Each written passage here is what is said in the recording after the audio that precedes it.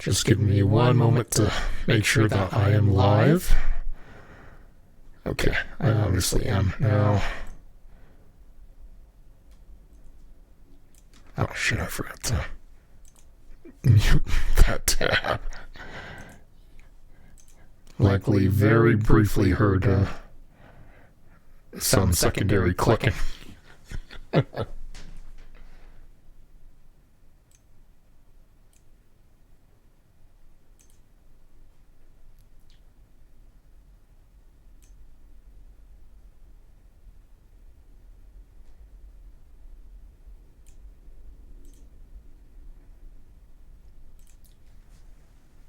Oh, wait, shit.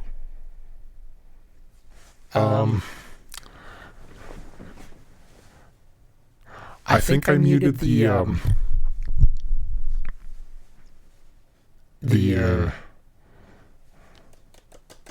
copyrighted music on this game. Just let me... I'm gonna have to jump in, but mute my audio entirely for the game. Now, I'm keeping my goal for the game as minimal as possible, as this very easily could be a short stream. I have a lot... do I need that?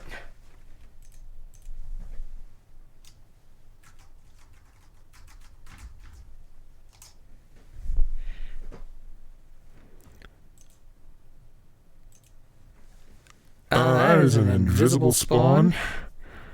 It's likely that way because I've been live for less than 15 minutes, but I don't need that one, so I'm not concerned.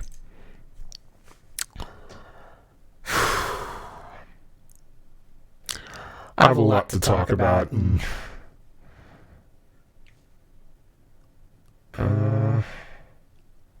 I'll continue on this. I'll quickly talk about what my goal is in the game. I'm purposefully doing a stream where I can cut it short whenever I want, and where it's going to be cut short for me anyway at some point. The server for this game is going to go down at some point for maintenance. I know that going into it, so I know roughly when it's going to go down, and even when it's going to go down, it still gives me several hours into streaming the game, so I'm not concerned about that. That's the kind of thing that would normally irritate me with a always live game, but this game only goes in a maintenance mode once a week, more often if there's a serious issue. Now, something I've never said onto this channel, before I get into it, this is Wasteland Tuesday because I don't know if I'm going to be streaming tomorrow, and I'm not doing the marathon today because, well, there's a potential for it being short, and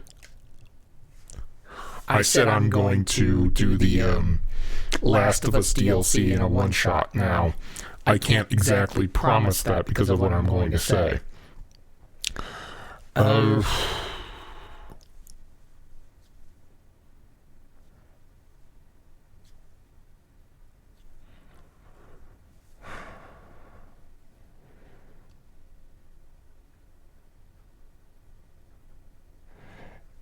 It's going on 4 days since I had my vaccine, in like roughly a few hours. I had a vaccine for COVID. I upped my most recent boosters, and I'm not gonna lie, it was rough. It was rough. I knew it was going to be rough going into it. Day 1, I had some nasty side effects. Day 2, I didn't have any side effects. Day 2 should have been the end of my side effects.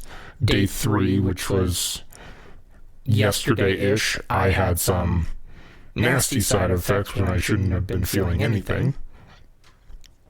And, okay. Now I can check the, I need to go into this menu. This is something I don't like about this game, is that the menu system is insane. Alright, I need to go to audio.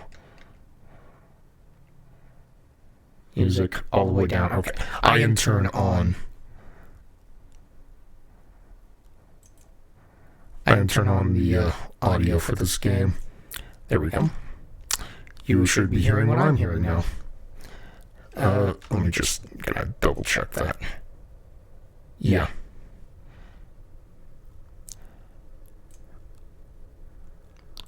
Now scroll up. Alright. I was trying to scroll up on my OBS. It was not cooperating. I will very, very briefly go into what my goal is. In this game, you can earn dilithium. Let me just kind of go into here. On the inventory. Go into assets. Alright. As part that's slightly highlighted, where it says dilithium, you can get like dilithium by playing the game essentially and doing missions and whatnot and all that fun stuff. It has a bunch of usages in this game, but it's primarily a form of currency. Now,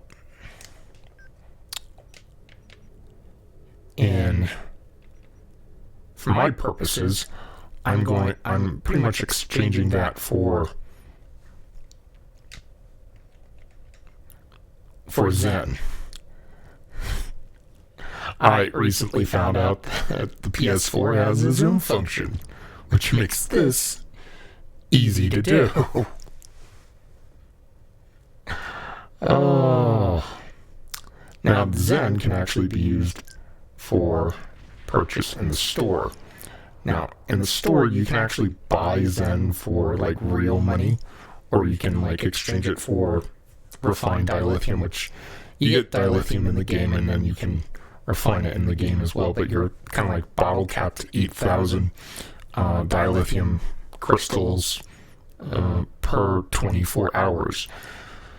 You can kind of sidestep that by making multiple characters, which is why I have like 3 of them, because then each character can then refine 8,000 more.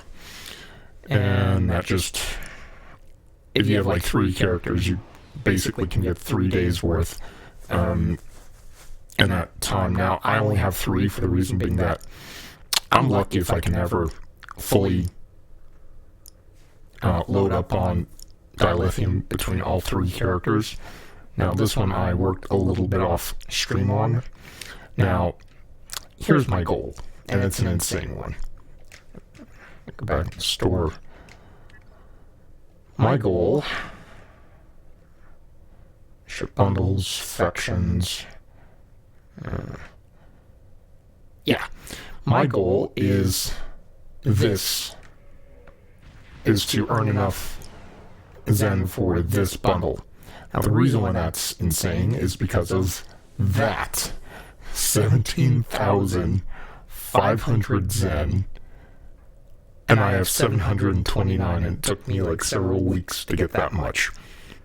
So, you know, it's gonna be a grind. And that's what I'm using this stream for, is to kind of grind out this stupid amount while I can still technically be live on Twitch. So, now for anyone that's new, I run PCG in the background. That's why there's a timer. Every 15 minutes a Pokemon spawns. You have the option to throw a Pokeball, and if you drop bits or sub, that goes to me and not my charity. I do run a charity. Now, my charity runs through Tiltify. I don't touch a dime of the money. That goes to the charity, and that money goes to St. Jude. Here's the link for that.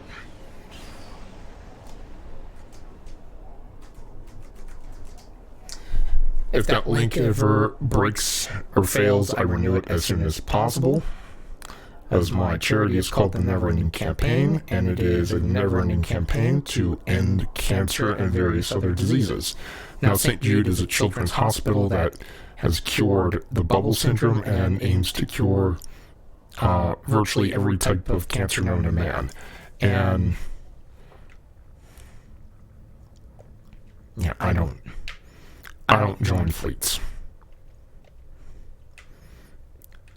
I did that off stream, and the sheer amount of agony that caused was not slight.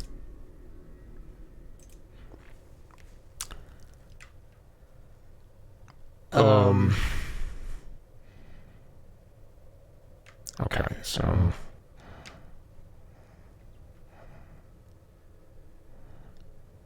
alrighty. You know what? Since I'm live, I might as well change characters. I want to go to a character that needs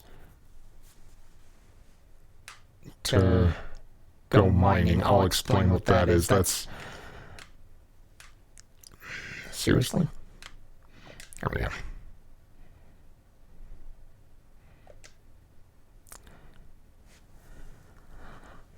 I'll quickly check my audio, make sure that the music is deafened.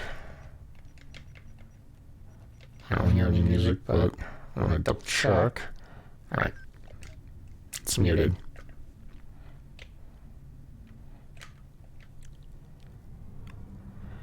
Now, one of the many ways that you can actually get dilithium is through mining, and it's an insanely easy one. It's something that requires attention, and it is nearly impossible to actually gain Poke Dollars through it. Now, you have to be active in chat to get Poke Dollars. This is not true for the streamer, though I don't know how much longer that's going to be true. And in my channel, I run it in follower-only mode to dissuade trolls. It's not entirely effective, but it does...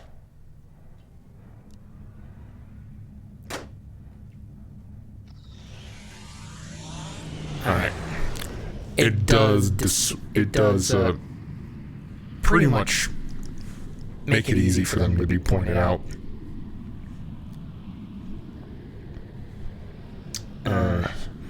As the instant that I see a troll, they'll usually follow the channel,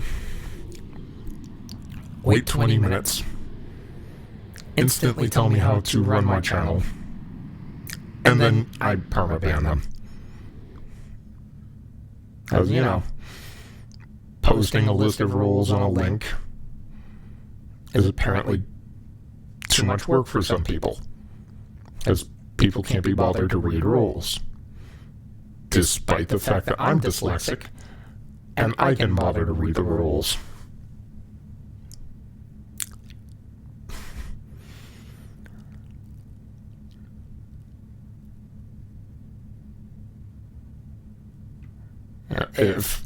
If I can learn how to read, you know, I'm fairly certain most, if not everyone, can.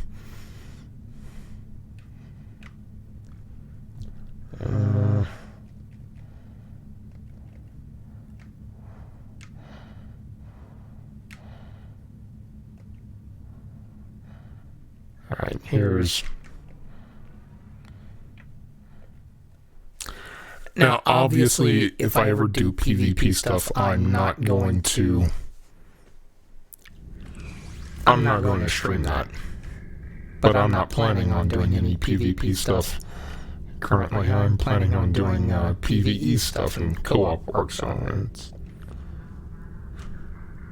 People seeing my screen isn't exactly going to help them.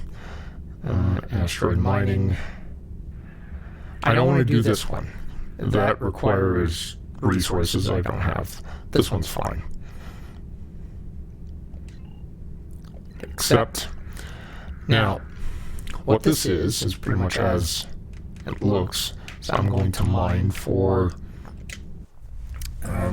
for dilithium.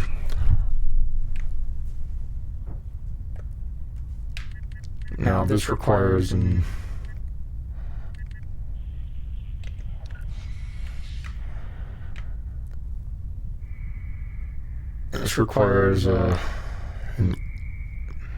environmental suit, also known as an Evo suit. And this is pretty much all mining is. It's pretty much match the shapes, get that number as high as possible, and do it as quickly as possible.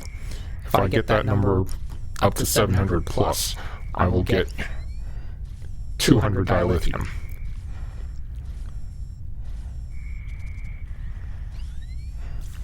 And if I do that 5 times, I get 1,000 dilithium. So it doesn't sound like a lot initially, but it does build. And that's per round of doing this. I can do this once every 24 hours per character. And since I have 3 characters, I can do this 3 times a day. 3 times a day, 1,000 at best, means that I can get 3,000 dilithium things just from doing this. Alright, that's 200. Occasionally the puzzle game does not go that well. Yeah, I'm passing on that.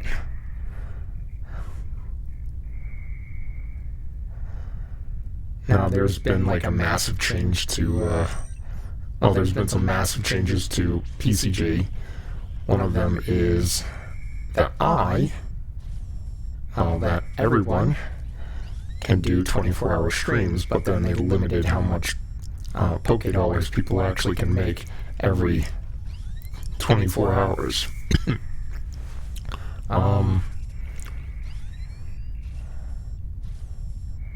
It's really every 16 hours, but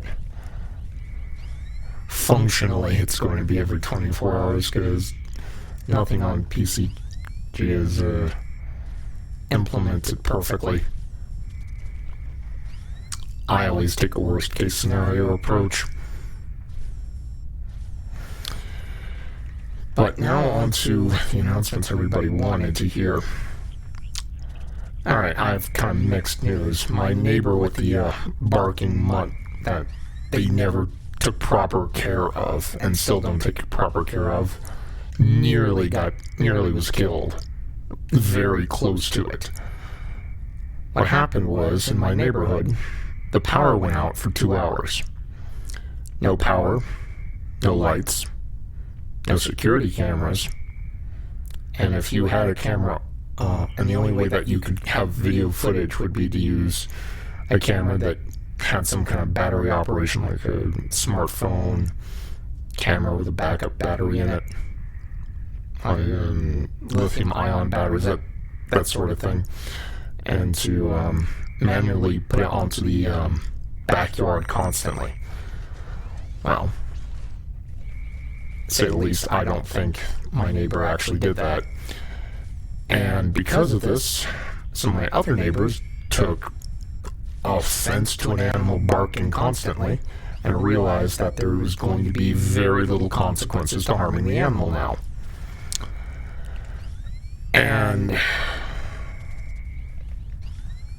10 minutes into the power outage, and someone attacked the animal. It did not take long. I heard 15 minutes of yiping, and then I heard 10 to 20 minutes of yelling and screaming. And there were neighbors that were threatening that animal. And I saw that coming a mile away. I'll be lucky to get this. Oh, that was close. And so, my neighbor, ever the stupid victim, was claiming, "I am going to call the police if you don't leave now," that sort of thing. I don't feel sad for him. This is the United States. people in the United States do not have patience. They do not have chill. Yeah, I don't care what the mantra is of the internet or social media. If you live in the United States, you walk on thin ice. And if you don't, well, bad things are going to happen to you. And that neighbor does not walk on thin ice.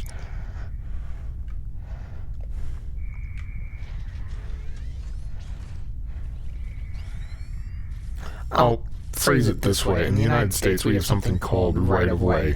If you're a pedestrian, you have right-of-way everywhere. All the citizens know this. And no one looks both ways when they cross the street as a result.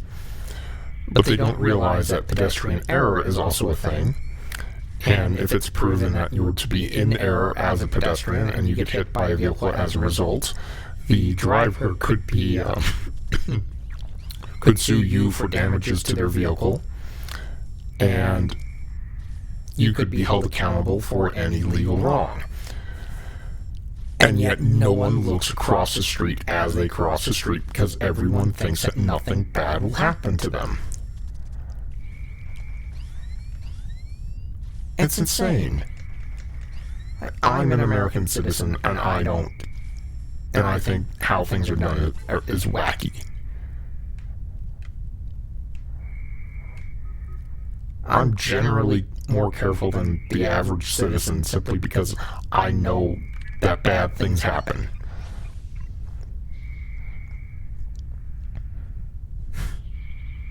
Amazing. Flat out amazing. I know that there are people that don't obey the law, and it's just, ugh. So, after the attack, my neighbor has refrained from leaving their animal out all goddamn hours of the night. And I can guarantee you they think it's because of a psychopath. That's the norm here. It really is. The instant you alleviate any level of consequences in the United States, even for 2 hours, you're going to be in you're going to be in a worst case scenario. Just amazing. Amazing.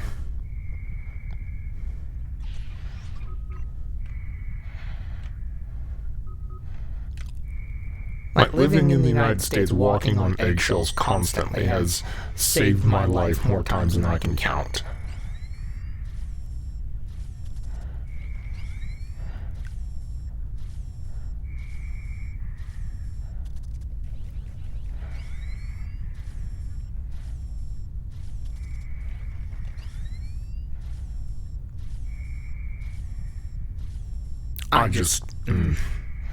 Some people.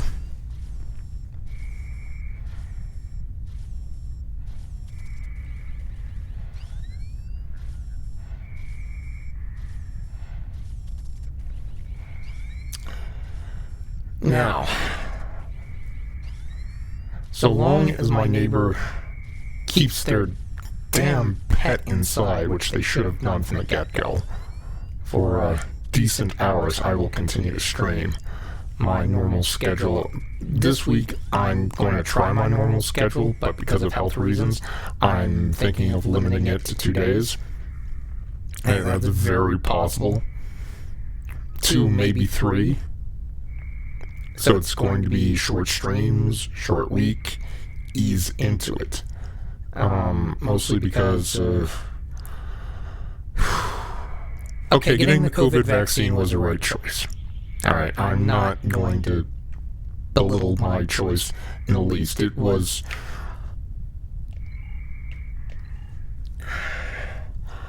I don't get my vaccine for other people. I'm going to say this, like, up front. I get my vaccine to protect myself.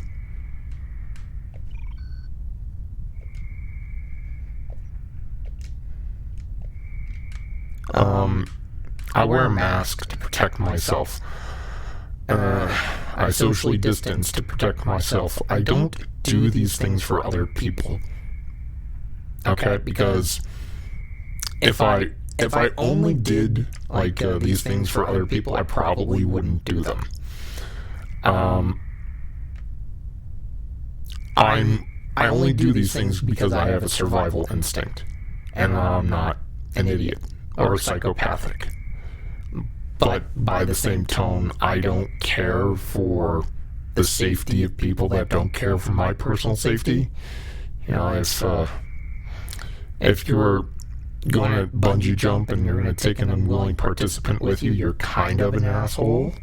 And that's how I view anti-vaxxers and anti-maskers is, you know, you're bungee jumping off of a cliff and you're taking someone with you that might not want to join you.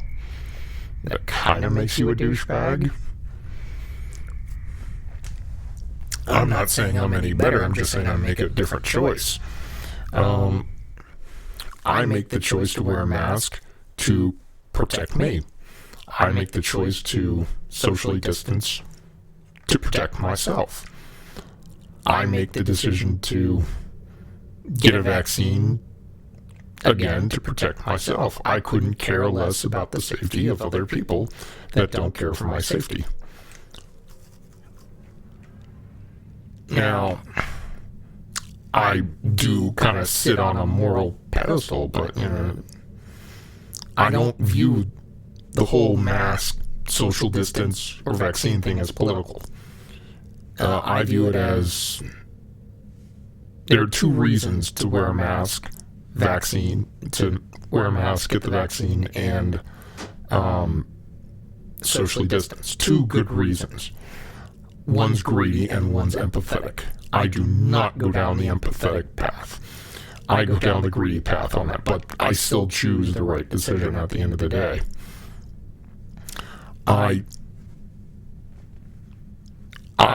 The reason to do those things is to protect yourself. That's the greedy option, is to do it purely for your own personal benefit.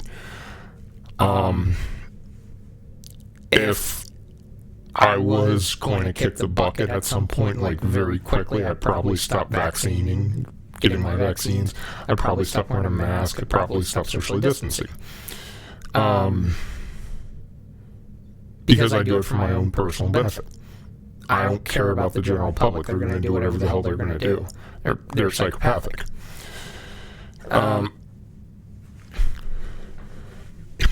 The other reason to do those things is because you're a person of empathy that also cares about your own survival and the survival of other people.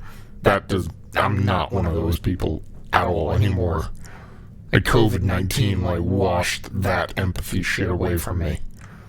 When I saw how little people actually care for my personal safety, I stopped caring about other people's. It's pure and simple.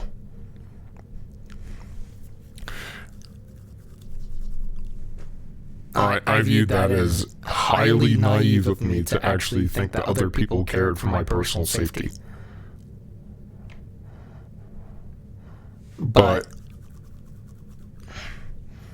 you know, if the general public doesn't care if I live or die, you know, it's not in my purview to actually care too much about them either.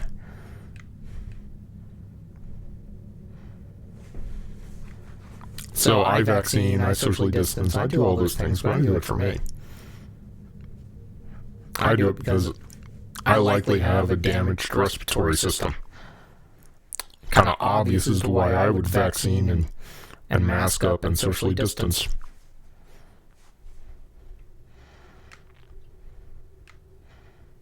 Really, it should be obvious why anybody would do those things. Now, I will talk about something briefly that is political, that I view as political for a reason.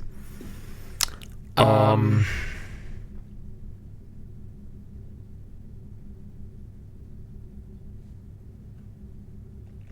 I don't like talking about political things. It does technically break my rules. And I'm not going to name names beyond one.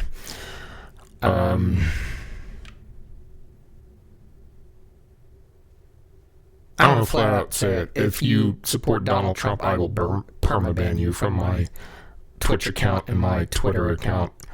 If you support that piece of shit, even saying as much as I like X, Y, and Z, and you're gone. And this isn't a political statement. There's a fundamental good reason for this. I'm of mixed ethnicity. I'm of Native American and European American descent.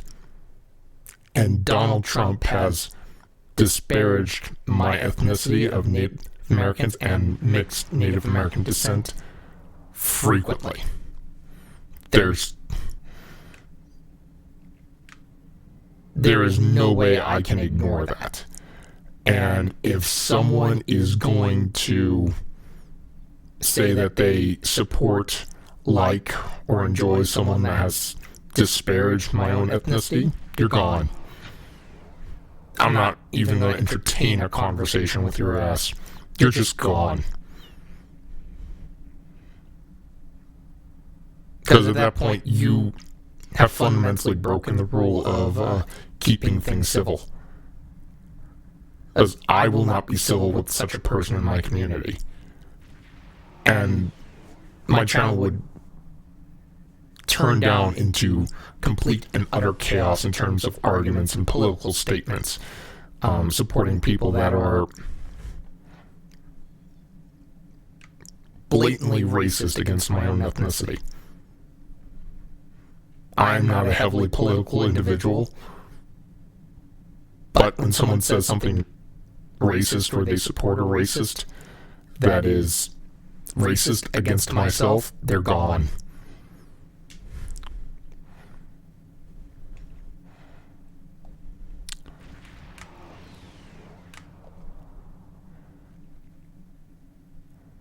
Alright, I got the max from... Let me just... Alright, I shouldn't have come into this system.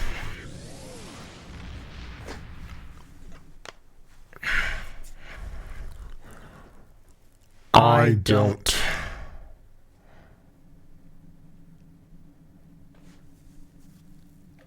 have anything further to say about bigotry or Donald Trump, because quite frankly, there's excuse me, there's nothing more I can say about either.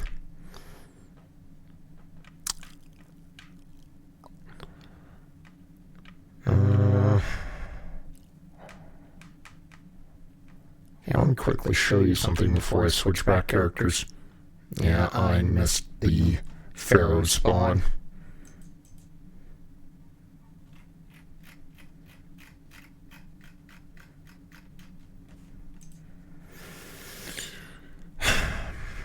Did I turn the audio back on for the game?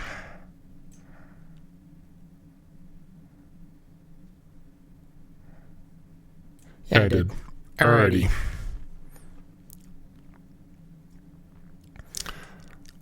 I am going to quickly show you something. Now, for Star Trek Online, there's really bad bridge design.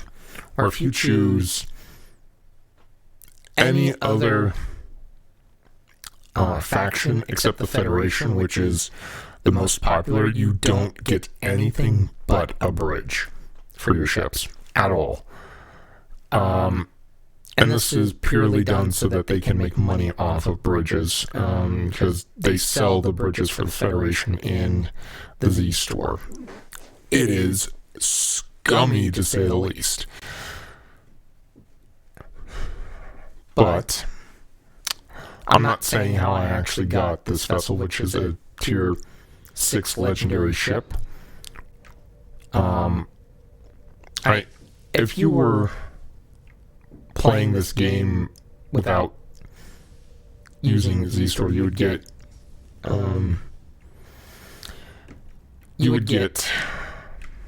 a ready room, not like this one. You get a bridge. You can get a bridge fairly close to this, but not exactly.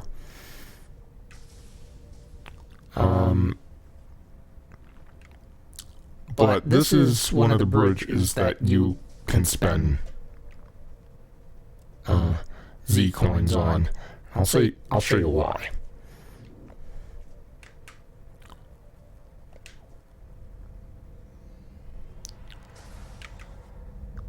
Because you don't just get a bridge. You get the whole package. An engineering, a sick bay, a transporter,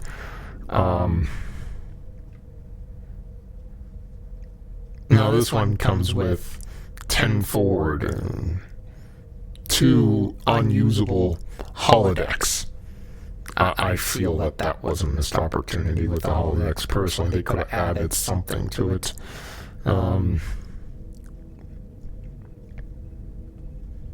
But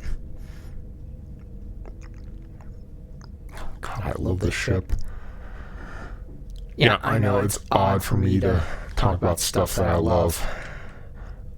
Alrighty, now, why did I choose this when I could have chosen The Binding of Isaac?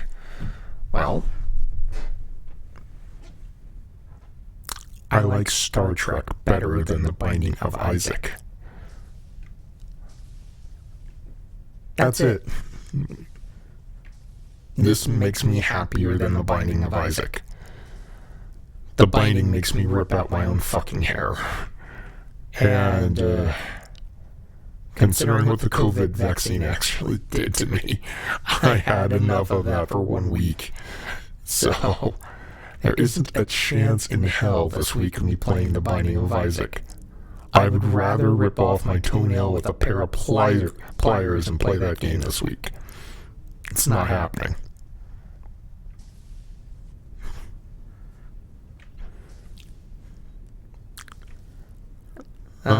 Okay. That was sick bay. Now, you might be wondering, well, why is it that I spent Z coins to get the Galaxy Class X starship? Why did I spend Z coin on a Galaxy Class ship interior? Because there are different interiors. 3 that I know of. Doesn't mean there's not more, but there's at least 3 that I know of. There's a Galaxy Class for the interior. There's a Defiant Class for the interior. And I believe there is the Intrepid class for the interior.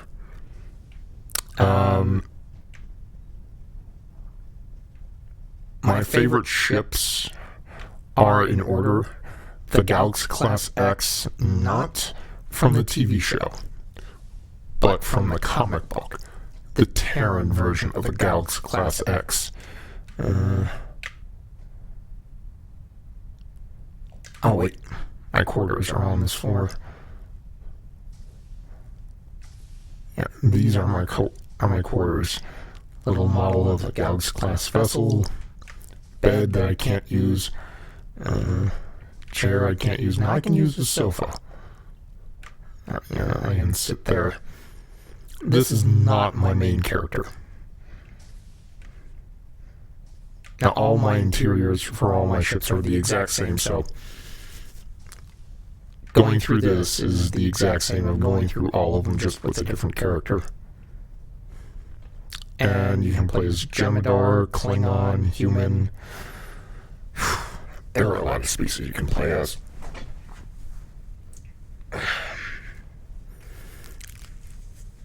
I'm getting a drink.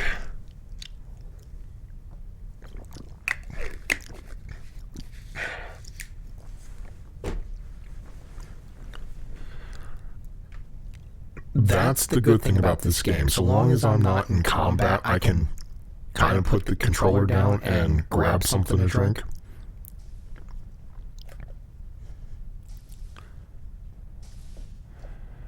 Alright. Oh, I if I showed you the transporter. That is...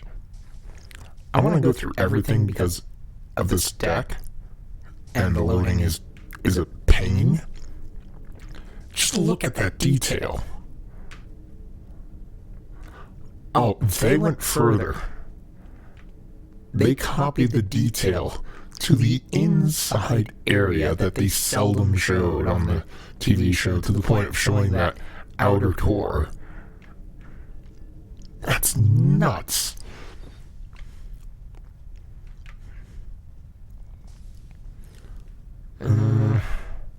Sadly, you cannot go through any of the Jeffries tubes.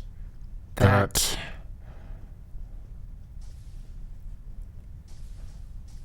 is more than a little disappointing. Alright, let's... Now, this area only has 2 areas, which is going to be easier. It's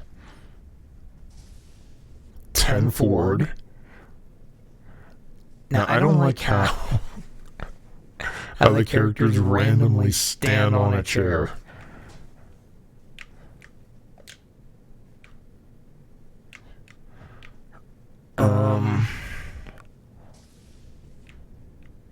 And you have like 2 holodecks. I believe it's this way.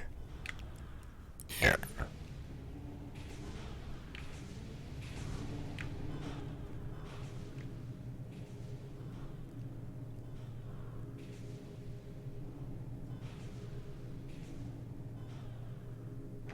They even copied the sound of the door.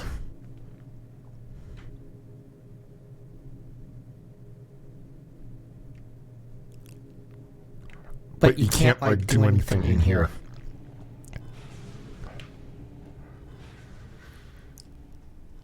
I guess if you were doing, like, some machinima stuff, you could actually use that as a transition area.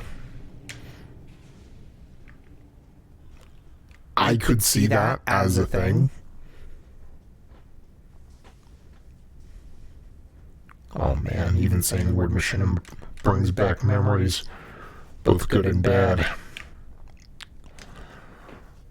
Okay, fun fact, my YouTube channel, my gaming YouTube channel, was once offered a position to create content for machinima.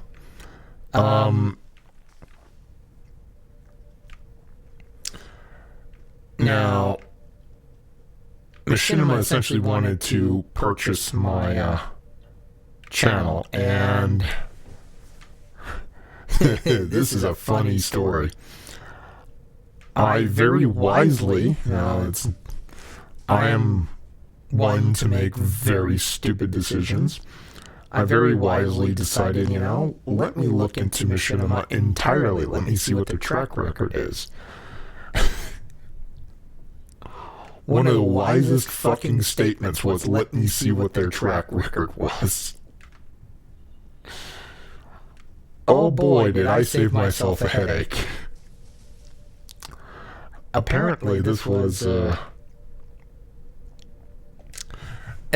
after Machinima's big falling out for all their pet projects, where they would very obviously extort money out of content creators.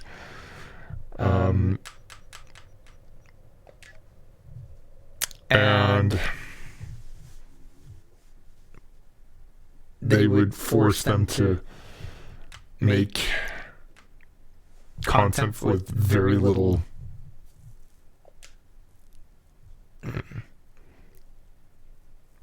finances being thrown back at them. The opportunities for guest stars to appear within their content rarely, if ever, materialized, no pun intended, as they were selling me the same spiel as everybody else, have people like The Rock show up on your YouTube channel, be give announcements on gaming awards, that kind of spiel.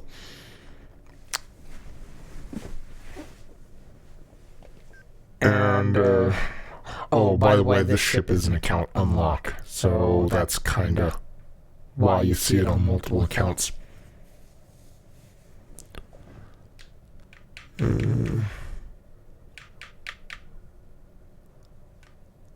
Let me quickly check my inventory.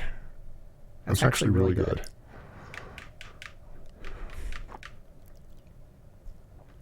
I can just jump into a PvE very quickly now.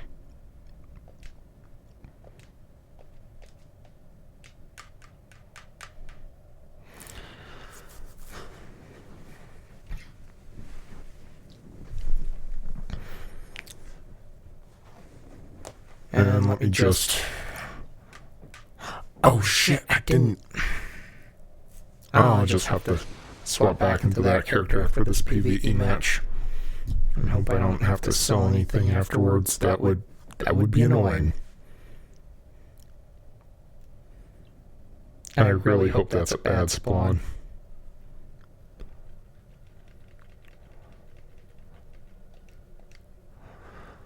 Alright, I'm queued up. If that's like a tyrant spawn, I will be super annoyed. Tyrant has never appeared while I was live.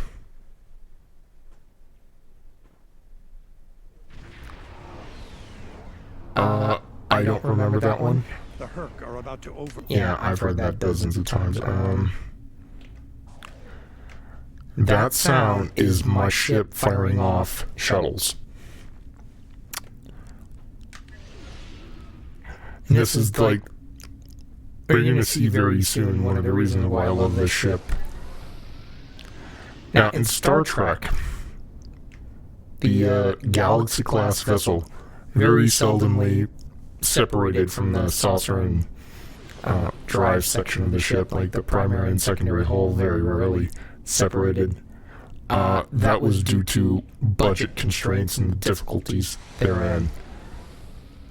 I, on the other hand, the instant I go into combat, I automatically separate the two.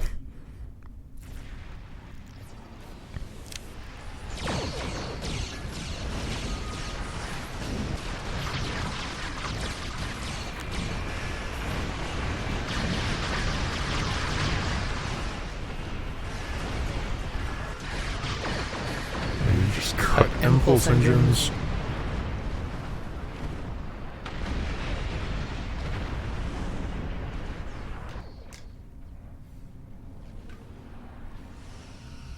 Okay.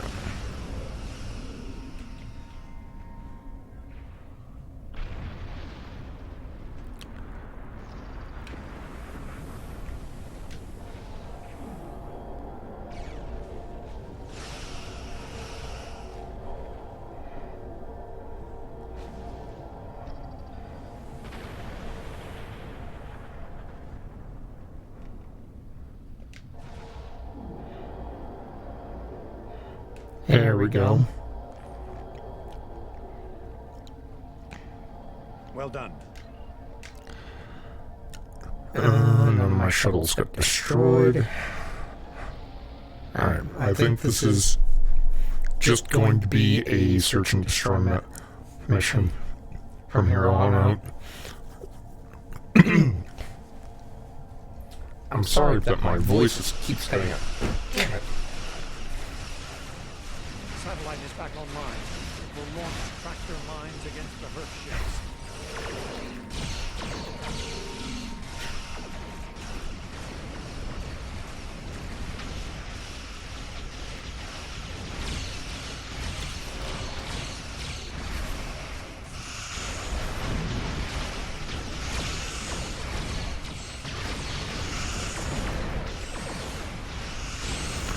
Yeah, I'm just really pounding on this one ship. Now, the reason why my aft phasers sound a little odd is because one of them isn't really a phaser. It's a Jem'Hadar Polaron beam.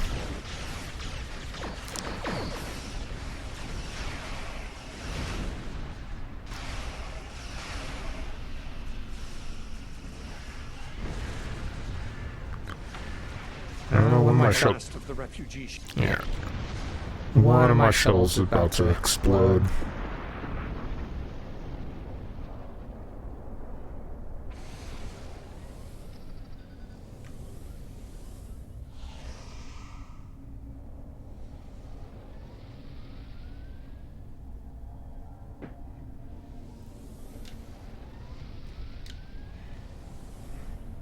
Refugee ships heading down escape route Alpha. Protect them. Head to escape route Beta. Protect the refugee ships. Oh shit. I actually went down to Alpha ahead of time.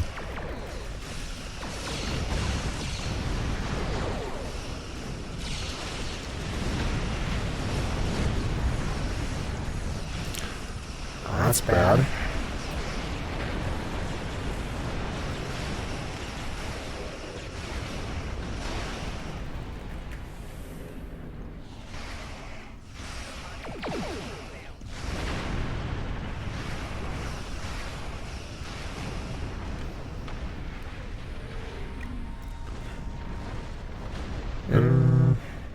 Alright. That Swablu was not even a dragon type. Not concerned. Alright, so...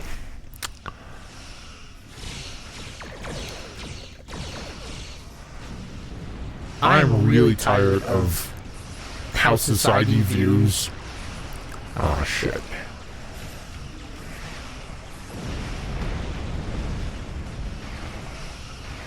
Third ship spotted at escape route Gamma. Get over there.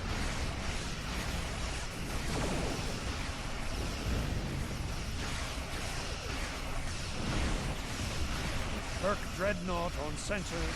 Be careful.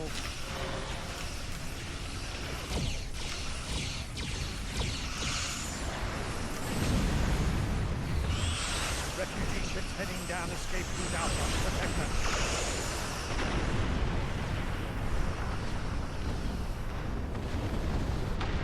Yeah, they decided to put a tractor beam onto a vessel that is heavily armed, heavily armored, and one that's surrounded by Allied vessels that can also shit out more Allied vessels even during combat.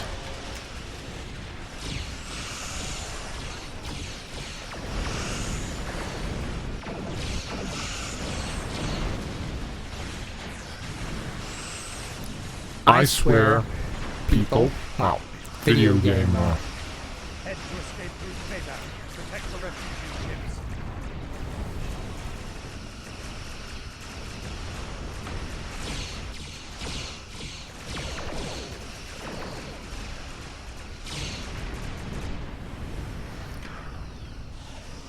Okay, that was just impressive from a distance.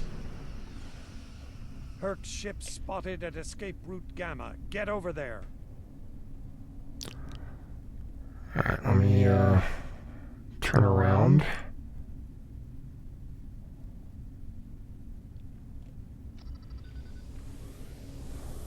We're speeding up the evacuation.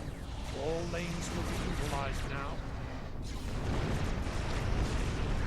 Oh, shit. Ship spotted at escape route Gamma. Get over there.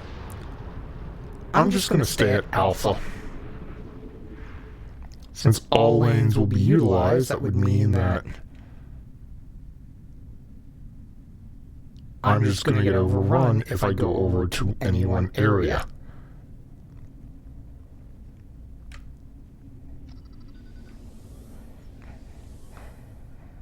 And I immediately ignore what I'm saying, just so I can get some shots in.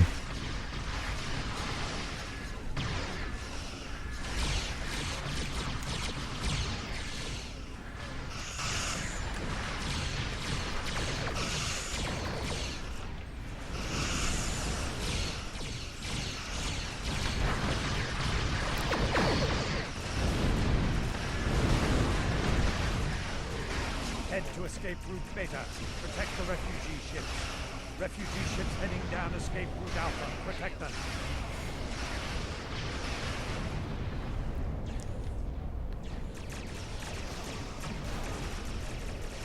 What the hell was that?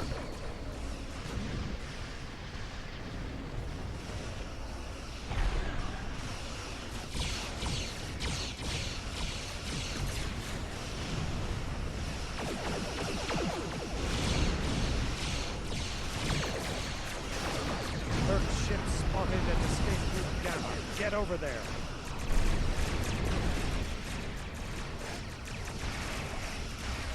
It's not coming from my computer. I can tell because...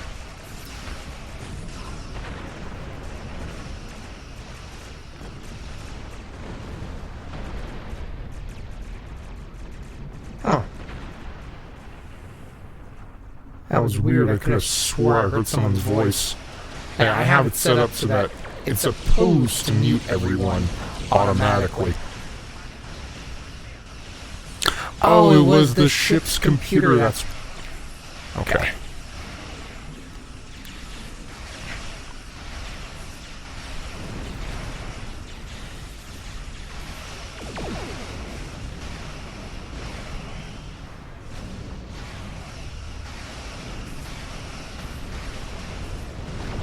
Refugee ships heading down escape route Alpha. Protect Two of my shuttles do not look too happy.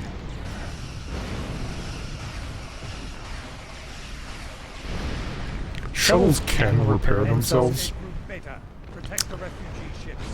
but that's very seldom. It's very seldom that they can actually repair or even do anything that's meaningful in terms of repairs, so they'll usually just blow up and then I have to replace them. Earth ship spotted at escape route Gamma. Get over there.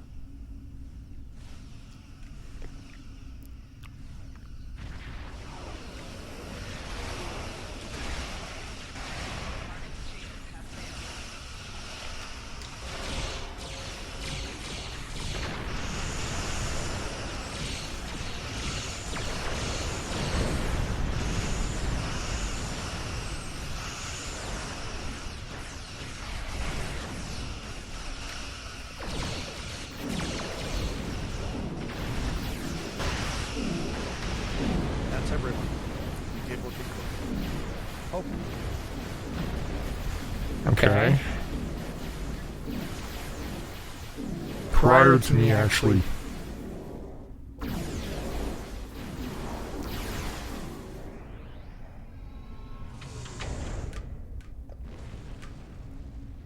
Alrighty.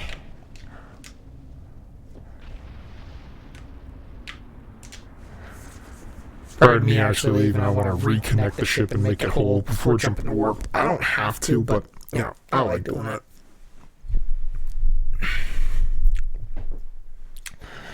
Now, the one thing I loved about the Next Generation, it was a tactic. It was one of those few saucer separation episodes, and it's one of the most famous ones.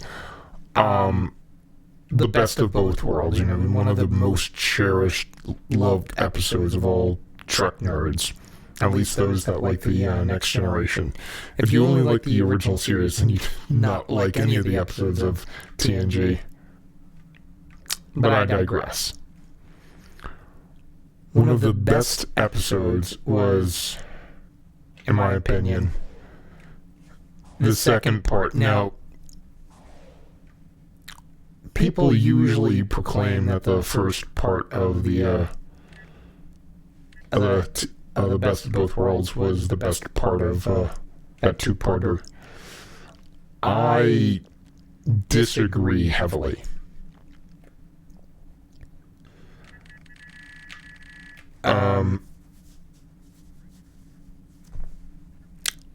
To kind of understand why I like TNG, you kind of have to understand my learning disability thing. Reading Rainbow, I've said in detail, is a massive part of the reason I learned how to read. But the voice of Reading Rainbow was LeVar Burton, who played Geordi LaForge on TNG. And I'd go to school, try to read a paleontology book, use read-along books as a tool to teach me how to read, and use Reading Rainbow as something to encourage myself, for lack of a better word, to learn how to read. Now for the part of the story I haven't said on this channel. After that, I would go home and I'd watch TNG. This is pretty much the most positive thing I'm probably going to say this stream. And I'd see my favorite three characters. I'd see Captain Jean-Luc Picard, Geordi LaForge, and Data.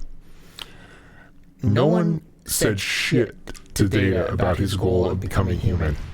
Like, everyone was just all in. They're like, yeah, sure, let's teach you.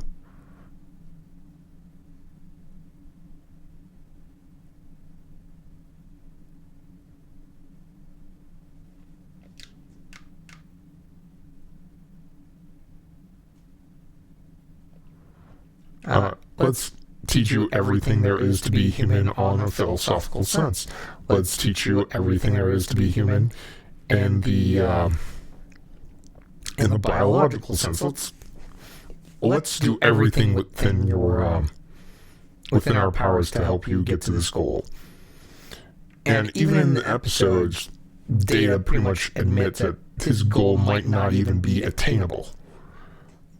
But the only person to ever remark about that isn't any of the crew. It was a conversation between Data and his then daughter Lal, who was another android that he constructed.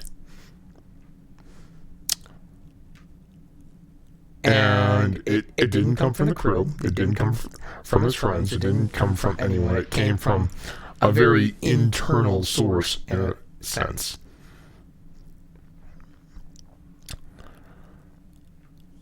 And I fucking love that, is that he had the goal of something that was inherently and innately likely impossible.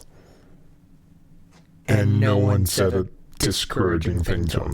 That was fucking amazing to me as a youngster. And then there was Geordi LaForge, a blind engineer. Need I say more? You know, that touches pretty much on that same theme. No one told him he couldn't do his job. They were just like, hey, Geordi, fix the transporter, fix the warp engines. When do you think you can have it done? Fine, I'm going to cut that time in half. That sort of thing. So those two characters had that in common, which is why I kind of gravitated towards them, of either achieving an impossible goal or reaching for one and not being actively discouraged.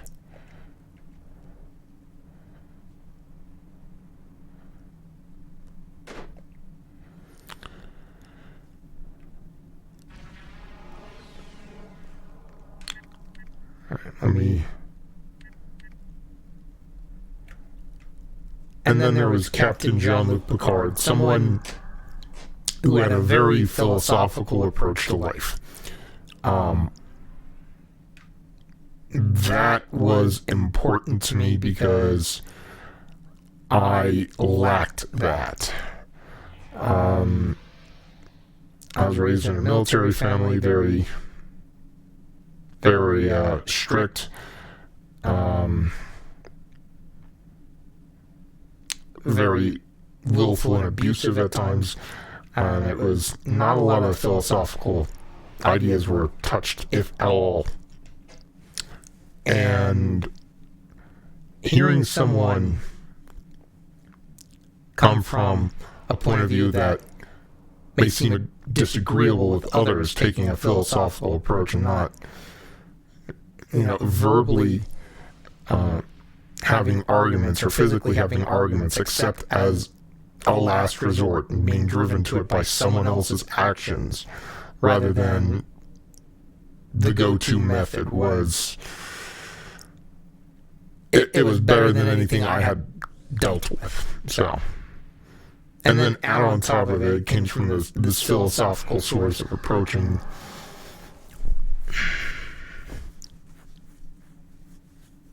disagreements with others, and then having interest in historical sciences while also having interest in meeting other species, other cultures, and exploring the universe and having scientific pursuits, and then still maintaining that one historical science interest. It's like, oh, so you can like have a main goal and actually pursue other things simultaneously. To me, that was a new idea. So, I mean, I myself, if given the opportunity, would like to continue streaming, would like to look into entertainment venues for forms of potential career, but I don't want to let go of the paleontology thing at all. I want to kind of pursue multiple interests simultaneously, but I also want to kind of cap myself and say, okay, I don't want to overreach to too many things simultaneously. But it's kind of good to have my toe into other things as well. Those were good lessons to actually have from Star Trek. And I watched TNG while I was learning how to read. So I had all of these characters that had their possible goals that they either achieved or ones that they aspire to, and then this commanding officer that had similar interests to mine. I realized that archaeology and paleontology are two different sciences. Paleontology is the study of extinct species historically. Archaeology is the study of cultures both in distant past and in semi-recent history. I realize that some archaeology actually covers the Wild West, and the United States government still does technically exist. So I get that, but I also understand that there's some bleed over between archaeology and paleontology in the areas of Paleolithic archaeology and paleontological studies. I'm aware of that, and therefore I kind of view it as a similar interest, if not the same at times, depending on the context. And that said, seeing this captain have similar interests to myself, seeing these characters have impossible goals, and literally seeing the face of Reading Rainbow as this blind engineer, it was the culmination of a good thing. And I'm not gonna sit here and play a space adventure and tell you I have no interest in astronomy. That would be an outright lie. As I'm not going to sit here and say that I've never toyed with the idea of whether or not I would be fit for space. Whether or not I'd be fit for space, debatable. Whether or not I'm smart enough for space, not debatable. No, I am not that smart. I will pat myself on the back for intelligence when I actually have the merit to do so. In this instance, I do not.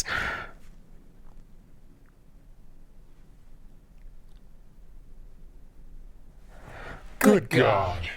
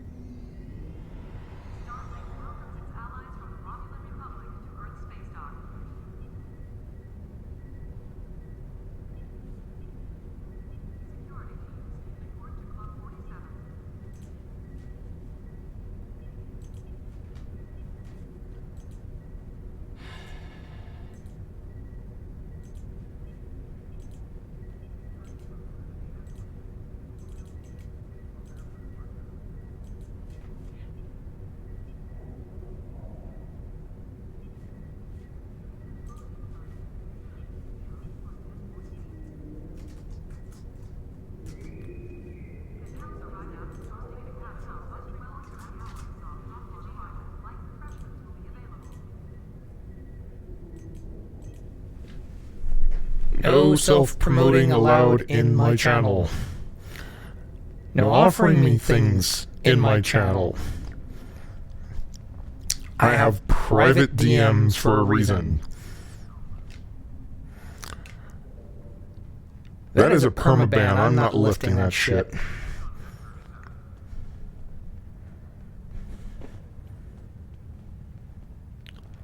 I want to offer you this. Ugh. First chatter I've had in an hour and 11 minutes. Awesome. Count me.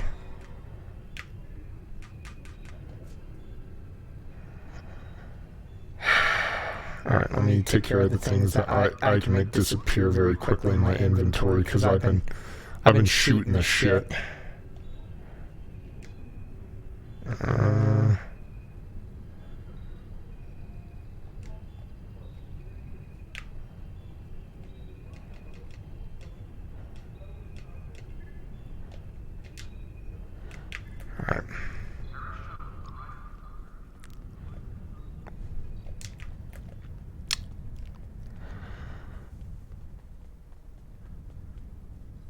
Yeah,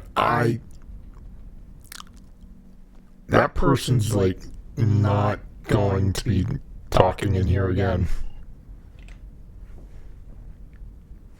Oh, I want to offer you this. Yeah, kindly fuck off.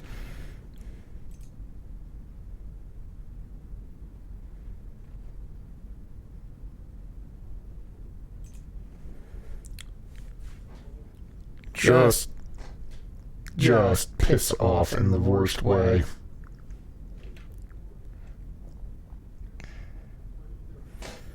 Let me just see something. I want to make sure that I posted that was live.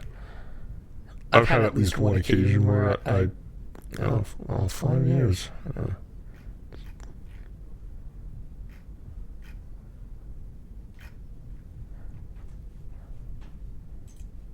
Okay.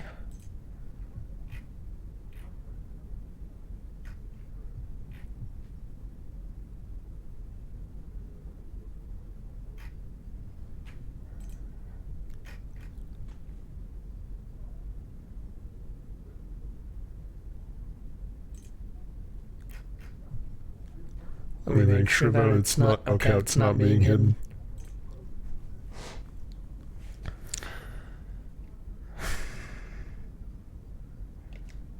Outlet. Alright. Entertainment provisions, sell.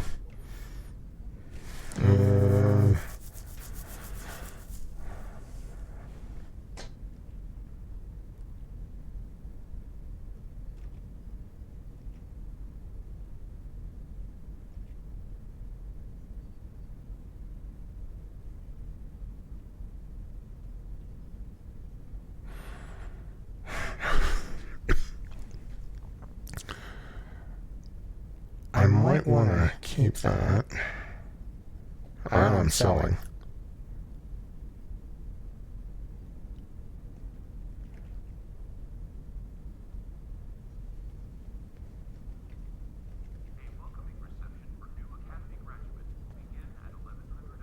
I'm selling.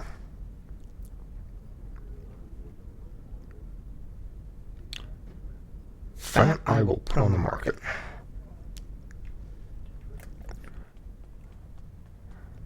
Oh.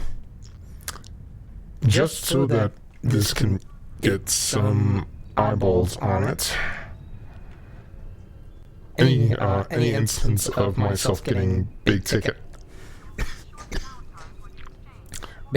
items goes for sale relatively quickly. I have one.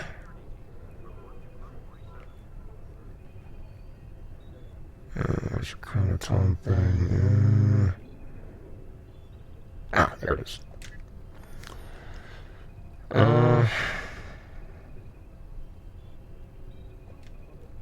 I will put it on there for 10,000. 10,000, it's 10,000. Check. Post.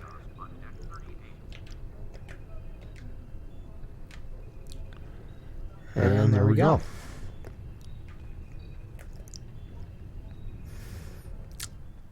Now,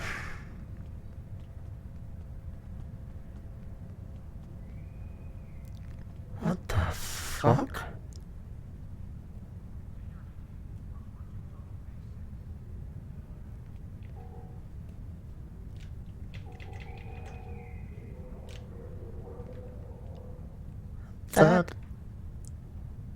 That is a fucking scorpion. I've seen smaller cats.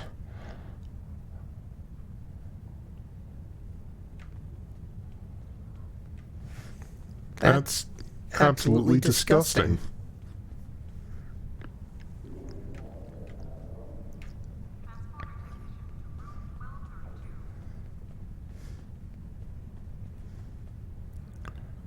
And that is a pet.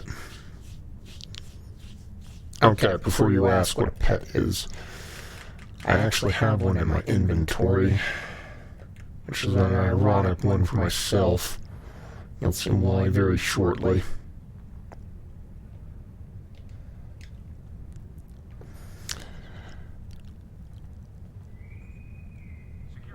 I know. Given what I've been complaining about, that's ironic. Essentially, there are two types of pets, combat and non-combat. This is a non-combat one. A non-combat pet is something that'll just follow you around and won't serve much of a function other than being a cute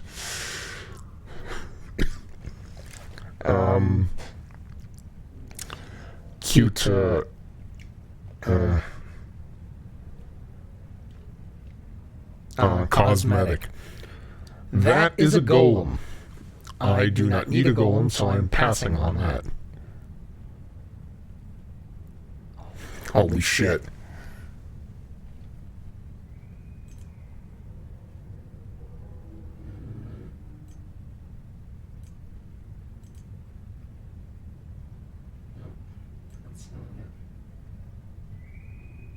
Security team, report to Token Base 6.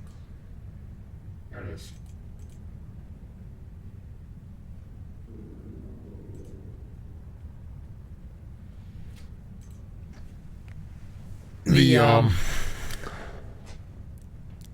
I don't know why that happens, but I basically refreshed it and the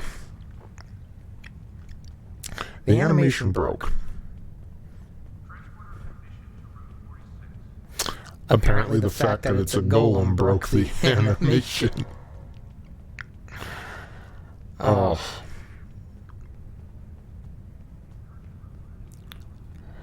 Alrighty, so back to what I was talking about. Yeah, the general positivity of everyone having everyone else's back and encouraging their impossible goals, that's very appealing to someone that would, like myself, that was told, you're never going to read, you should give up, shit like that.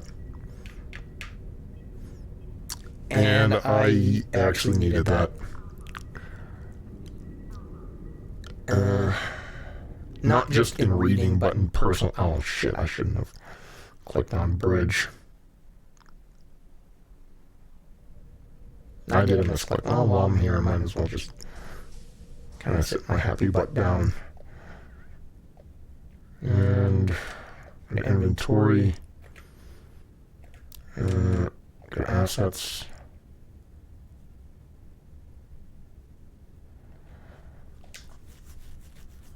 Alright. I do need to briefly change characters.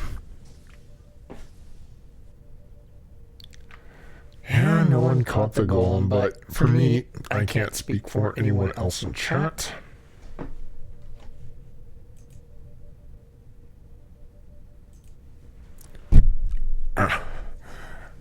Now, I am annoyed by the seating on the bridge. I'll show you why. Aside from all these boring Gem Hadar characters, which is not all that I have unlocked,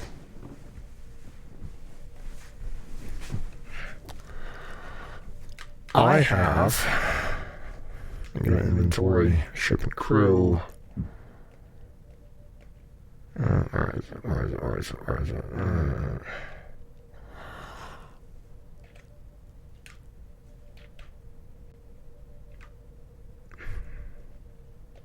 Okay.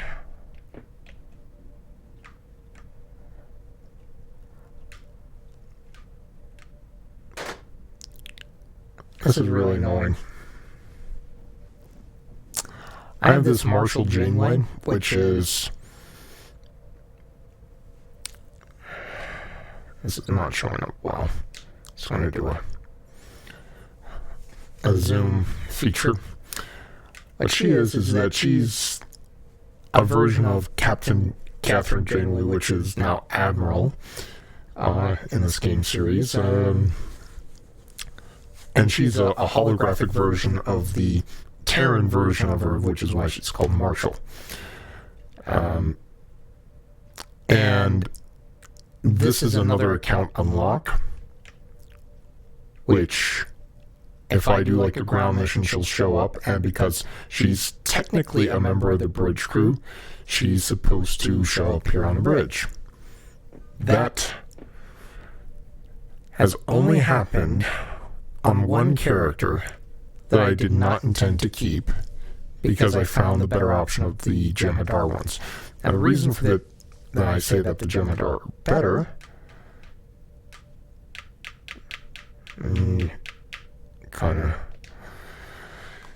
this is something I don't like about this, is that it's going to, when I say leave the ship, it's going to fling me back to Earth space dock instead of outside the ship. Because apparently the people that actually made this game never read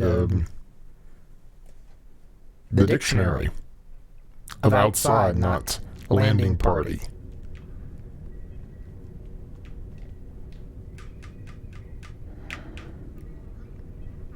And look at this. Bridge, return to ship. Functionally saying the same thing, while actually having two different meanings entirely. I'll show you.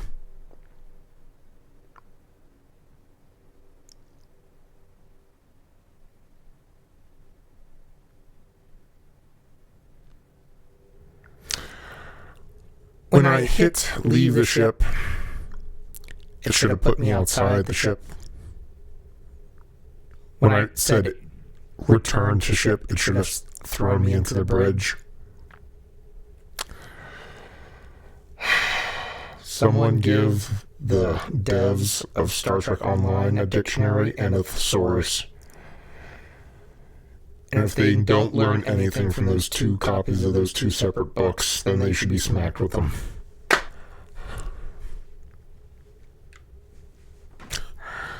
Just amazing. Now, in this context, warp to sector and depart system are both wording it two different things, but it's essentially the same thing, and no matter which one I hit, it will take me out of this sector of space.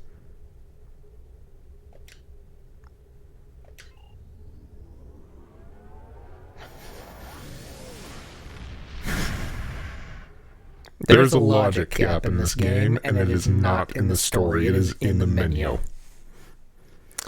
Which is normally where I don't have logic issues with a video game.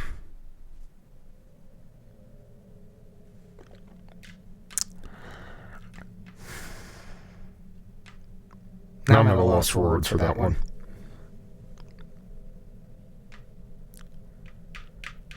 It's completely and utterly stupid.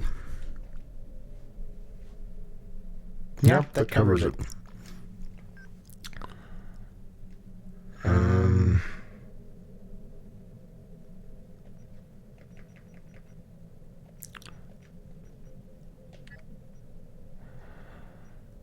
Okay. I keep that the lithium on that character for now. Go to options, gonna go to change character. This is so that I can refine the dilithium I forgot to refine while I was on that goddamn character. I am finally getting into things I said I'd do like an hour ago. Oh.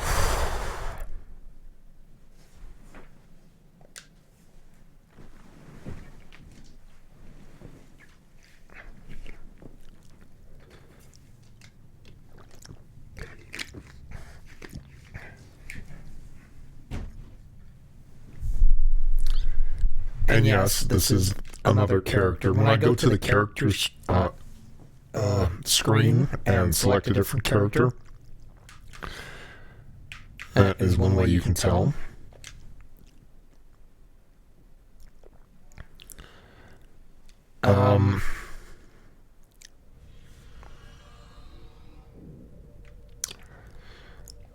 You know, I don't know if that's appropriate color for that. Uniform. Oh yeah, it is, because he's a tactical officer, not a commander. Alright, that legit that legit works. Alrighty.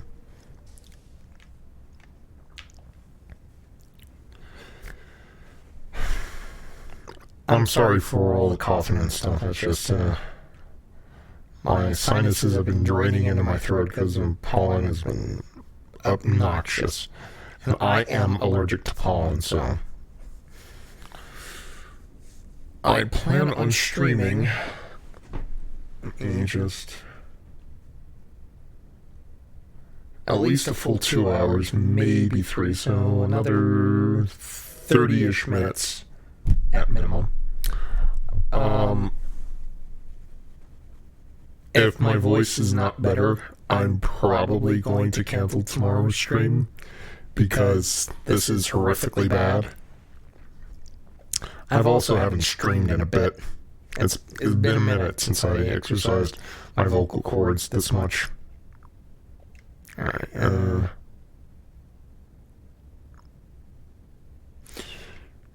fine. Alright. Now, if I don't get to refining any more dilithium with this character, it'll reset in like 24 hours, and when it resets, it'll still have that refined dilithium on them. And then I could still, in theory,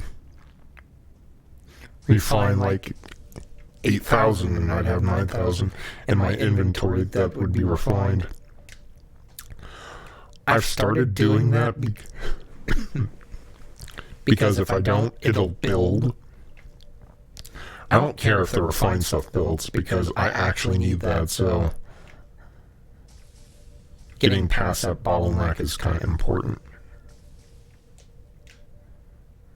Right. Leave ship interior. I'm going to switch to my main character now. And I'm going to go back to mining. Now, my main character is what I would actually say is the character that gets all the good shit. They get the good weapons, and I'll show you what I mean by that.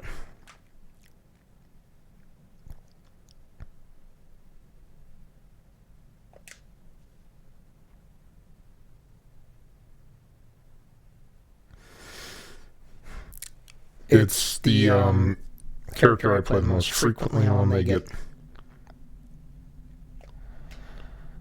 Alright. Anti-proton damage.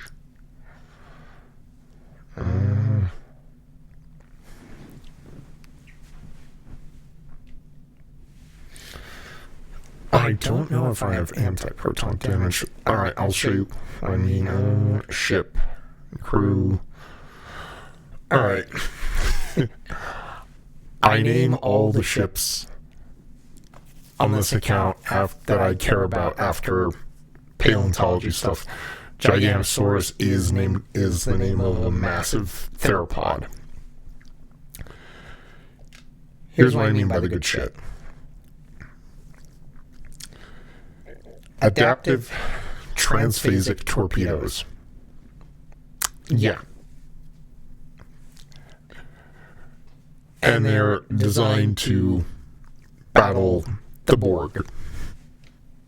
And yeah, they are in this game. Okay. Transphasic torpedo launcher. Just a standard one, but not a common item. Now, this is a special weapon that is very, very difficult to get. Agony Phaser Array. I have 2 of them on the ship, which means they're good. And the Agony Phaser stuff means that it's a Terran weapon, and it ignores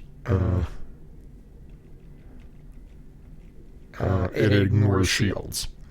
Now, these forward ones aren't as good because these have modifiers on them, crit and damage. These do not. But these that are up forward cannot be put down here because where it says for weapon, which means that it has to be on the forward part of the ship.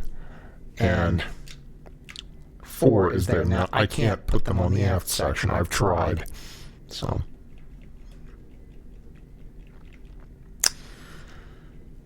This thing has... Now, let's go to... Zoom out.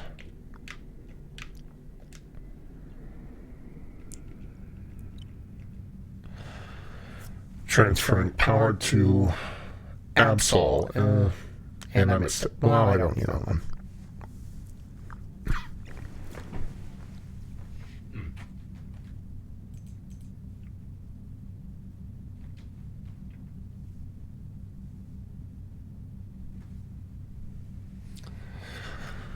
I am getting very, very close to my... This is likely going to be the last instances where I get 100,000 Poke Dollars in 8 days, and I don't even know if I'm going to make that 8-day mark, not with that current cap on there.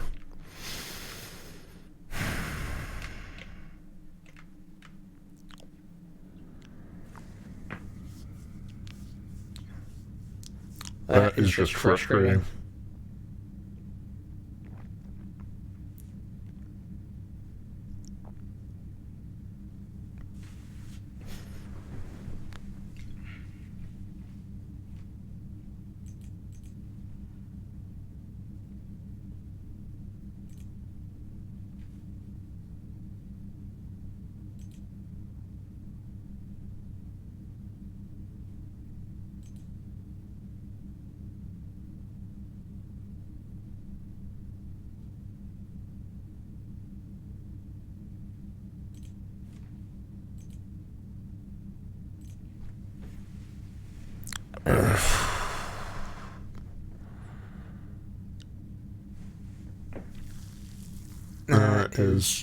Is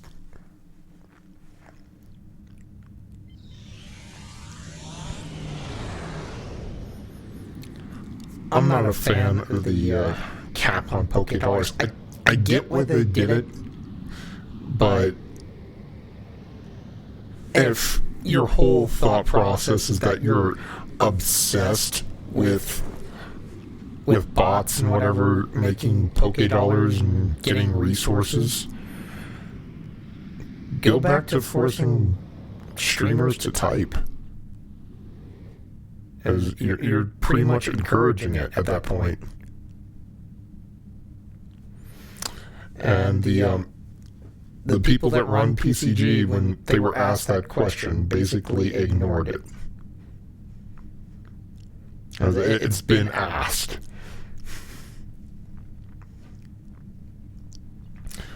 My attitude about it is this. If someone wants to dig themselves into a hole, hand them a shovel.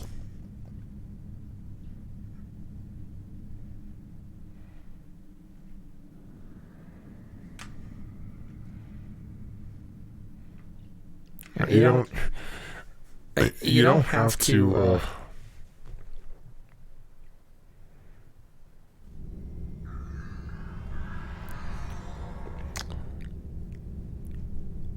you don't have to support their decision. You don't have to be positive about it. You just let people fuck up. You know, it's just short of it affecting you as an individual. Just let people fuck up. The more someone fucks up, the more they fuck up things for themselves. You know, just kindly let them fuck up. See what it gets them. I haven't really walked around here, and I want to see I want to see every nook and cranny. And doing that, apparently... No, I don't want to talk to you. I just want to see what's behind your weapons. Alright.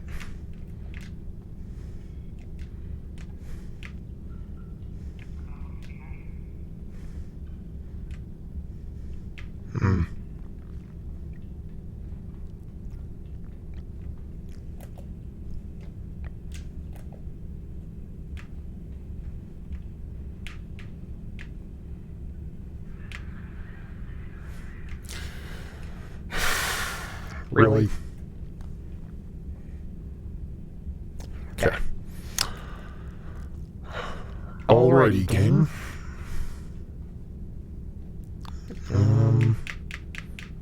Oh, now here's the reason why you don't hit the rich lithium vein.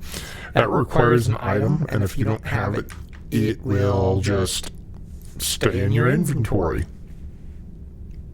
indefinitely.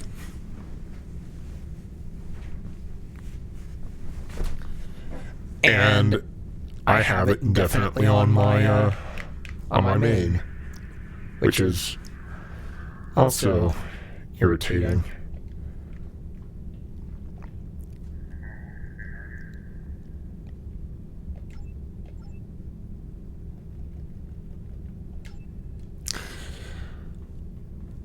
Now, I'm going to...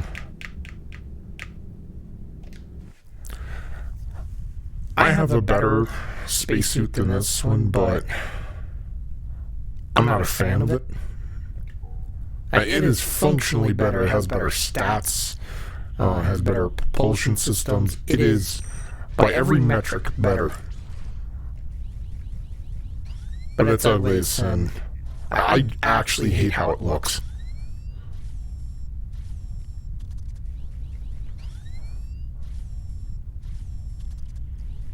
Personally, I'm not a fan of this one either. I prefer the used one. The standard one is the pre-used spacesuit. It has pretty much one of the better aesthetics outside of the special Star Trek ones.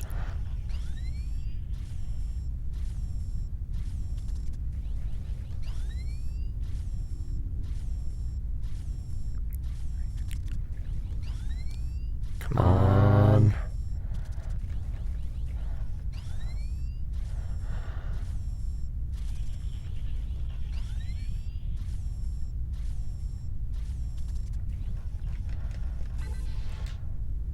Oh, shit. This account is probably the easiest for me to get dilithium in, and the reason why I say that is because this is the one I prefer to play in the most. Mostly because I give this character the good shit.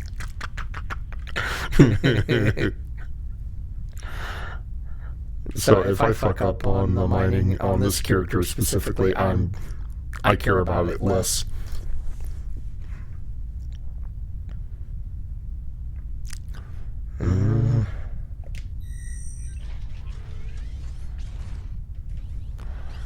Besides, it's gonna renew in like 20 hours anyway when I'm done. So why should I give a fuck? beyond it making this a less time-consuming spiel.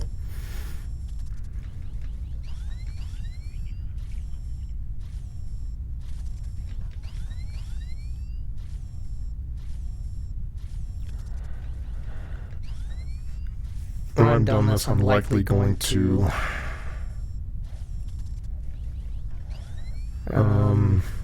refine the dilithium, then switch back to the character so I can grind out some more dilithium the long way. Now, depending on how much time I have between whenever I choose to end this stream and that was a better one. Okay, I was making sure that I was still alive and... Oh man, there is a time delay on Twitch. Not like a massive one, but you know. I no longer stream on a delay, but... That's because the setup actually looks good now. I need to stop looking at the Twitch chat.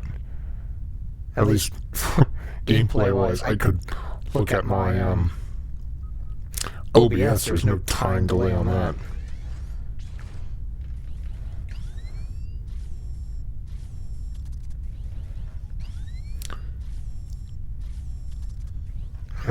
Come on, just give me the dilithium.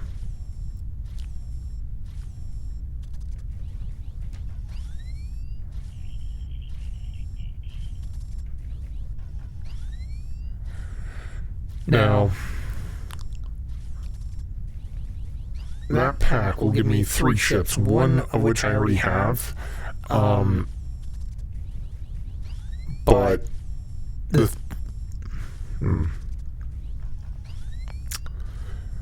I essentially want it for some clothing cosmetics that you can't get in anything else except for that one pack, and it's irritating. The expense of it is fucking nuts. If I were to purchase that with IRL money, I think that would be... Trying to do the math here. Somewhere between $200 to $400. And nearly the price of a console at the high end. At the low end, what a console should cost.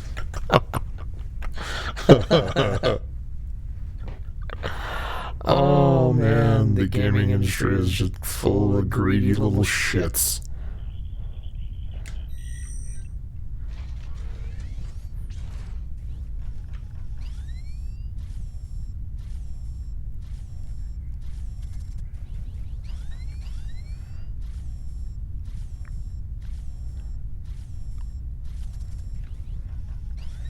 That is just amazing.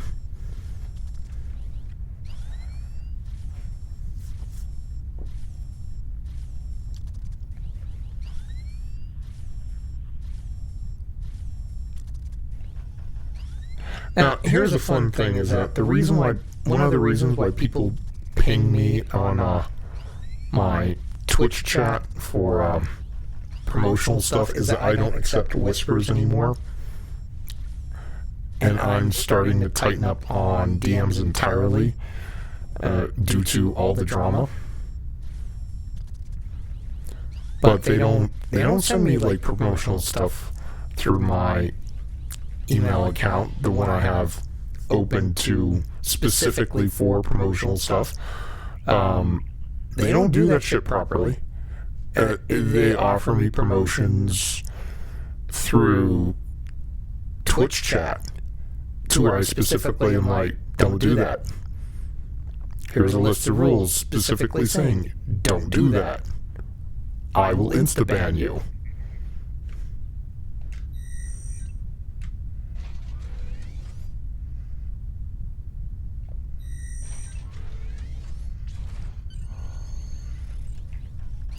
That was weird. It should have actually...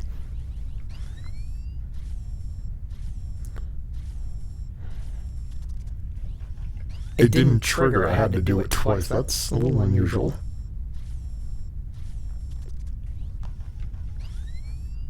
Oh, I'm passing on that.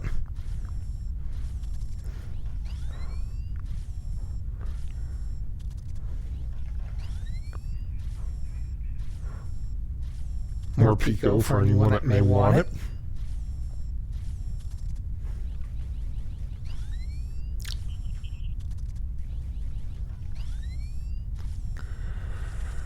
Alrighty, let's get this thing.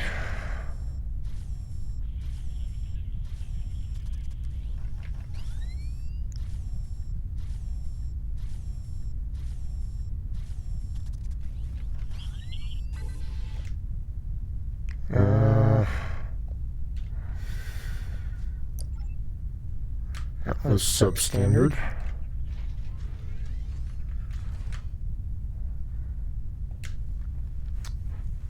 Alrighty. Now that I'm not mining or I'm not in battle, I can actually drink something because I can do this very slowly.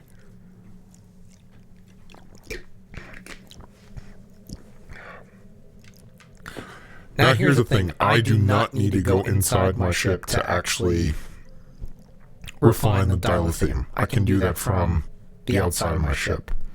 I can do that from here. I do it from the inside of my ship because I like seeing the inside of my ship. It is a preference.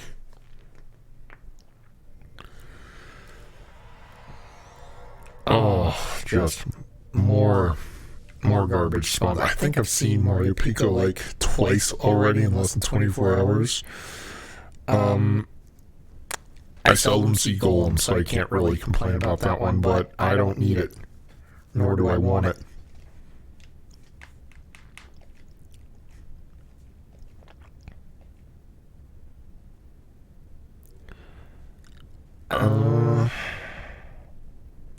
Well, I do not have a lot of dilithium in this account. Let me see if I can find my other character. Nope. No Marshall Janeway yet. Okay, let's go to the ship.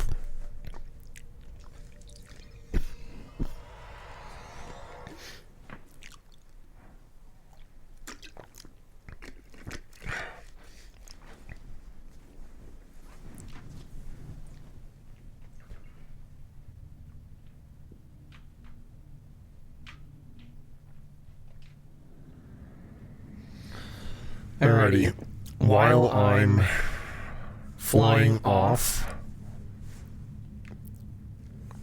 I don't like leaving my character there because that's not where I prefer to do the grinding for the dilithium.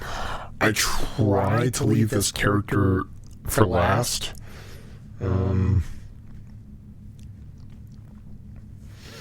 It doesn't matter, but in the end, because I always get to the same goal if I max out all characters for dilithium, which honestly has only happened like 2 or 3 times.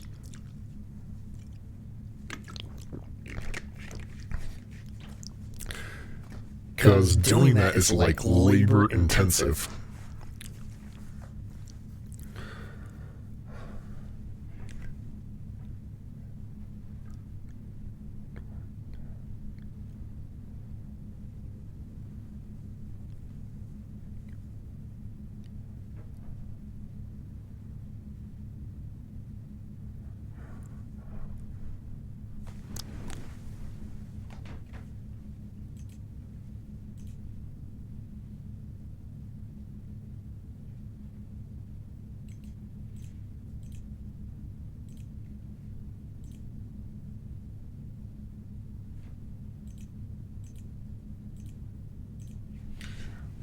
I have to go through a minimum of 24 battles to max out each and every one of those characters.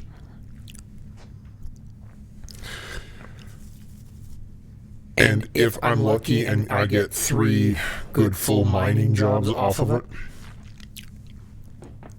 that at most may take it down to 21, which is not significant. I'm going to try to max out all of my characters, but I'm going to start off with ones I don't care about. I simply did the mining on all of them because that does cut down on the worst of it. Now, this character had like the short end of the stick, but I'm likely just going to funnel all of the dilithium down to this one character. There is one way to do that, and it's silly. It is a silly thing.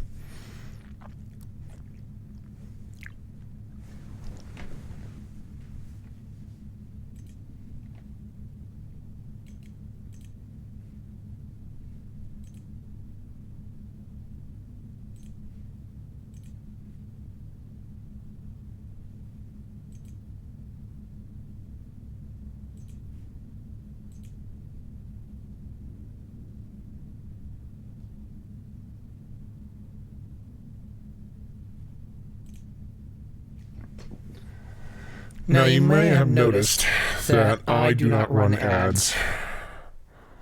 I do not run them because I view them as toxic as fuck. Now, if Twitch runs ads, that's because they're a dick. I'm not... I'm not going to sugarcoat it.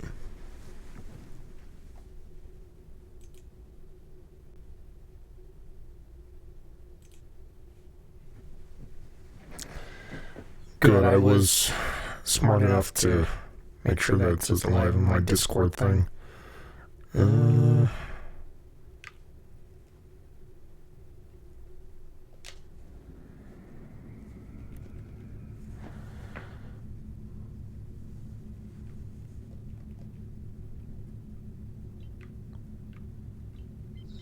Oh shit!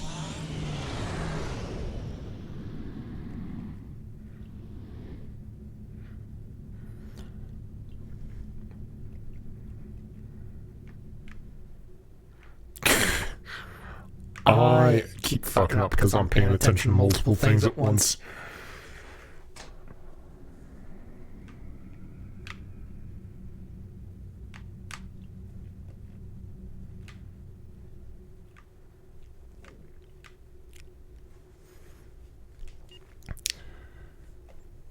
Alrighty, change character.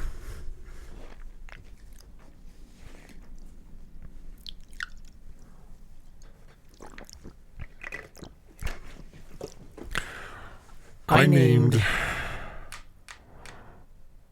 Alright, let me kind of switch. I named one of my Jemadar characters Kempek, which is the name of one of the former Klingon chancellors of the High Council. And that is like a proper Jem'Hadar name. Not like a full name, I just went with a shorthanded version. My goal with this character is, for the Kempek one, is to essentially transform it entirely to a Terran. As it's not a main, and it never will be, but it doesn't mean I can't have fun with it. Does not mean I can't have fun with it. Alright, let me show you how I do transfer. Now again, I can do this from outside the ship. I don't need to do it from in here. Basically, open up the options, open up the store, open up dilithium exchange. I want to do this as quickly as possible. Put 25 as my offer, because technically what I'm doing is I'm offering dilithium, refined dilithium for Zen. But I'm making the offer so low that no one is going to touch it.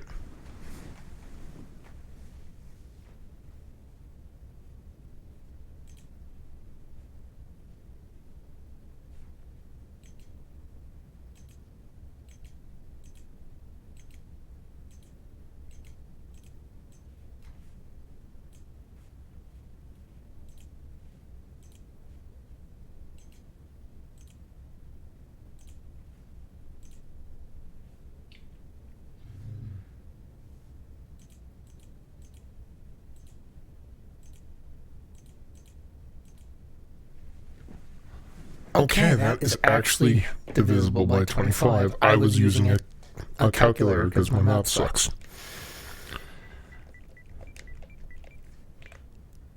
Alright. Now, I'm offering as low as possible, and then I'm asking for, then I'm putting the entire value of all the dilithium I have on the market. Hit submit. It's offer to buy. Hit OK. Now, this only works if all the characters are on the same account I'm about to do. But all my characters are on the same account, so I can do this.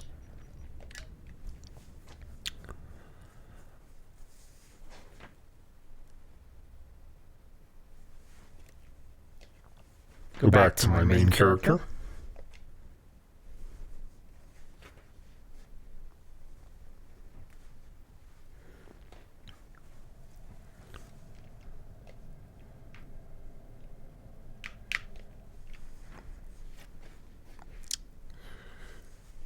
I'm doing this purely as an example.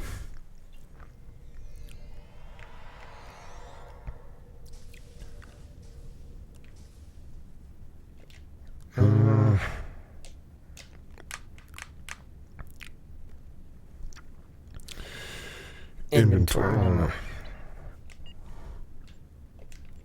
Store. Dilithium exchange. You see how that offer is still there? I can put it into here. And I can hit withdrawal. Now all that dilithium is on this character instead.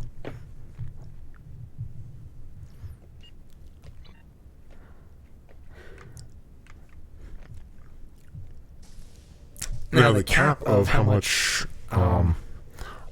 I made is still on the previous character, but it does reset once every 24 hours, so I don't care. It just means that there's a limit to how much I can make within this 24-hour set.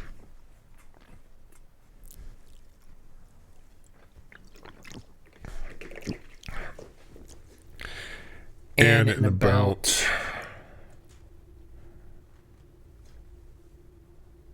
5-ish hours, they're going to put all the servers on maintenance. So I'm not going to have like a full opportunity to fill them up on dilithium, so might as well just take what I can get.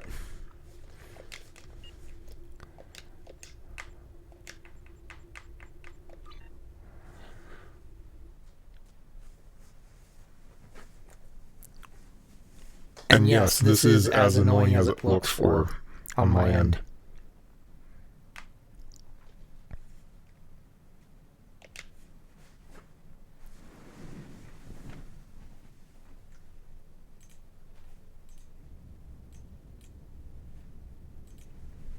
Alright, now I'm going to do some proper...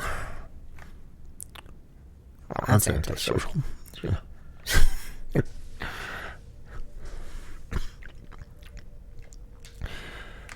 Now I'm going to do some proper grinding for dilithium. Wave ship interior.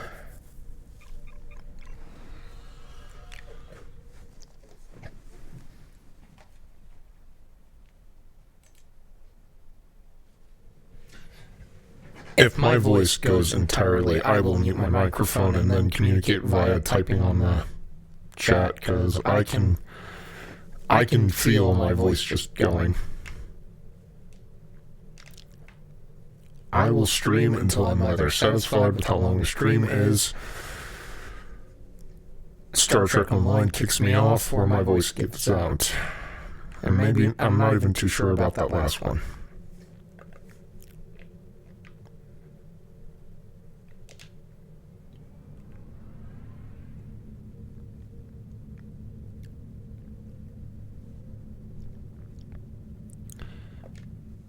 Alrighty.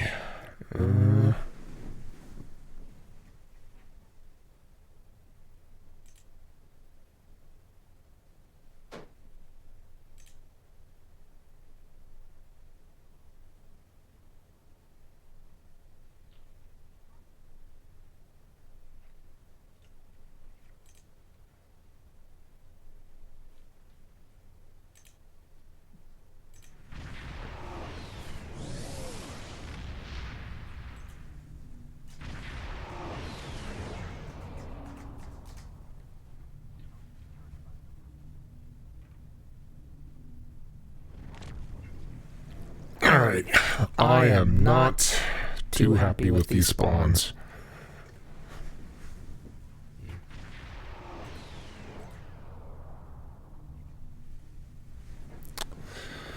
But at least I'm making polka dollars. Alrighty.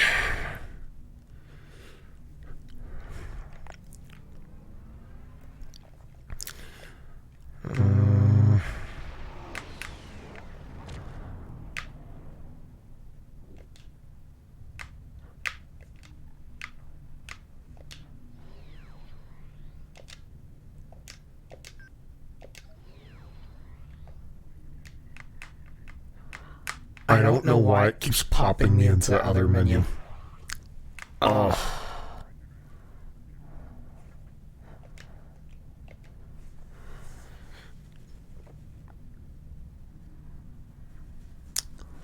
I am definitely not getting...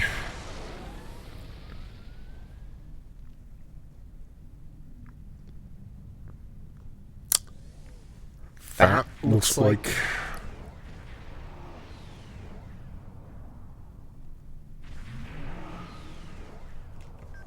No, I want to see what else is... That glitched me in the menu quickly. Shit.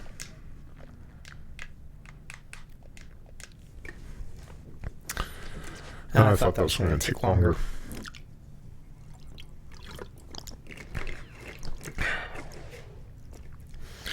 Yeah, I might actually mute my microphone. It's getting hard to talk.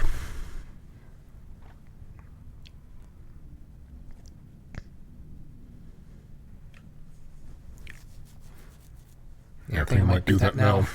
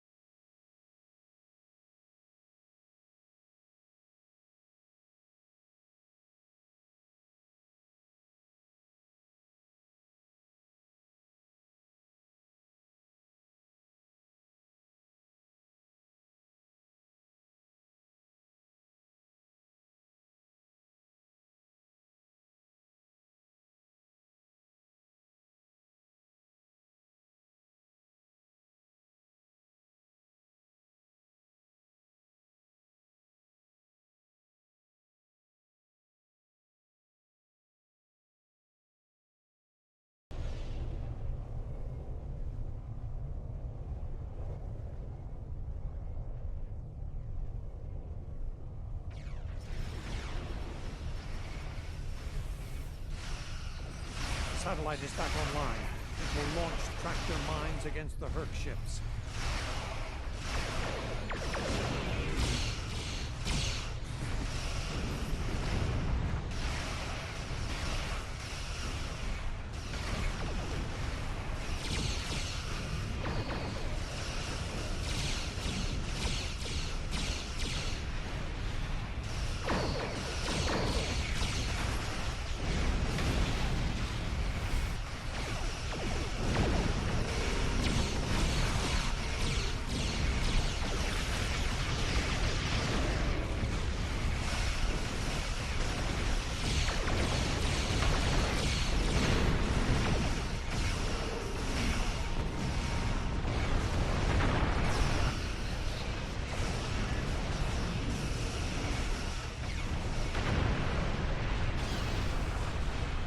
The last of the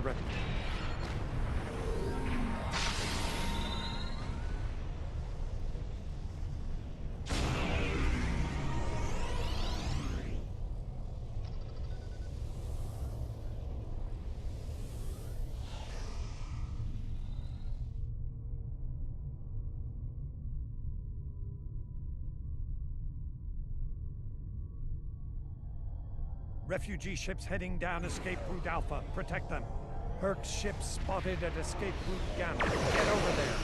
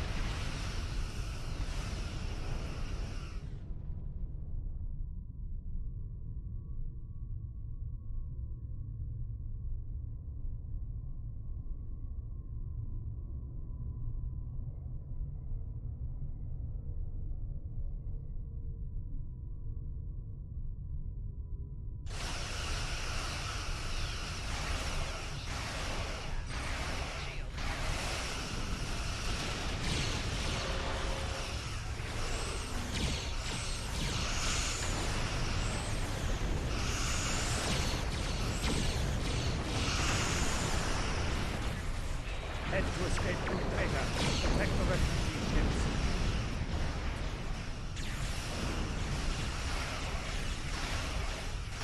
Herc Dreadnought on sensors. Be careful.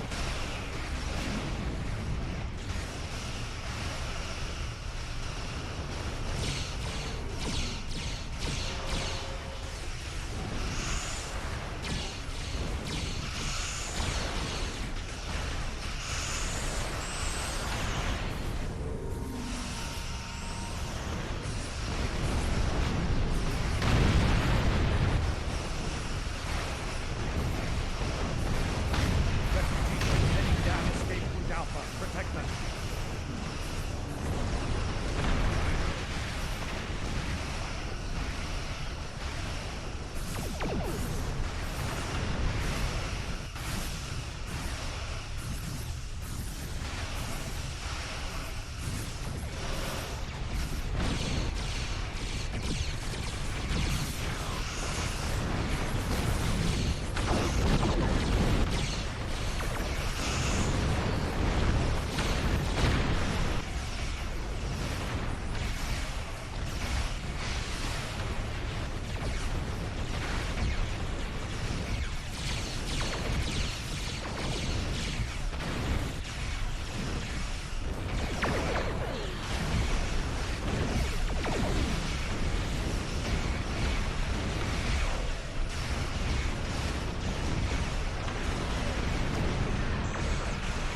Herc ships spotted and escaped Gamma. Get over there.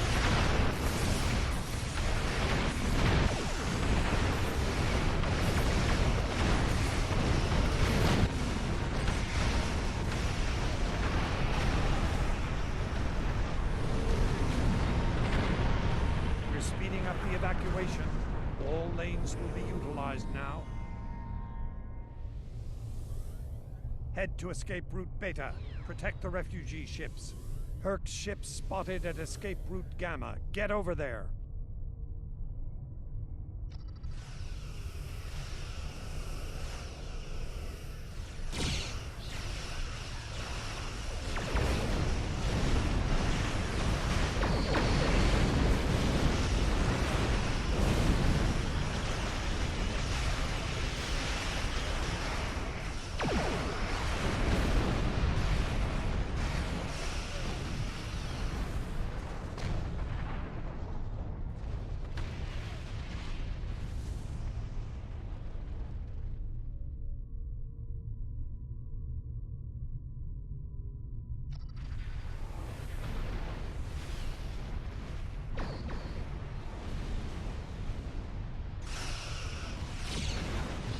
Refugee ships heading down escape route Alpha. Protect them.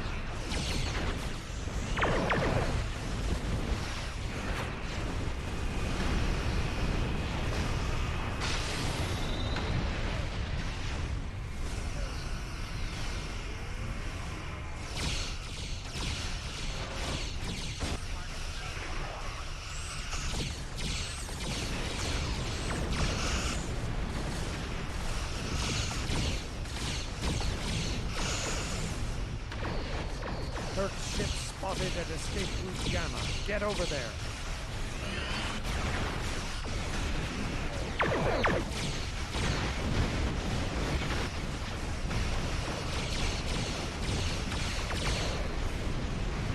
Head to escape route Beta. Protect the refugee ships.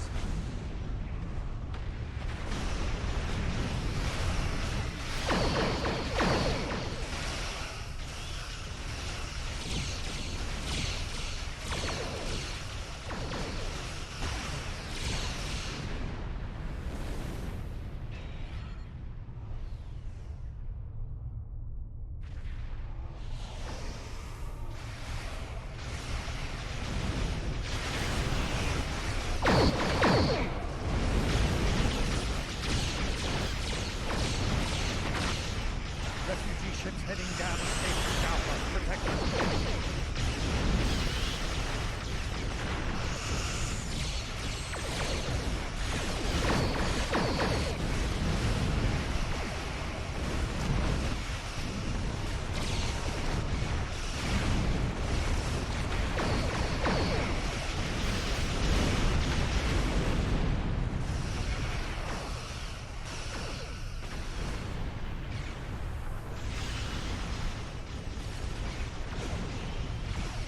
Herc's ship spotted at escape route Gamma. Get over there.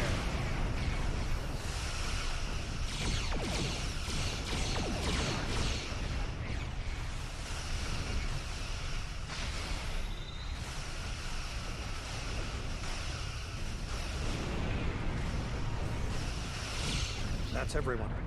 We did what we could.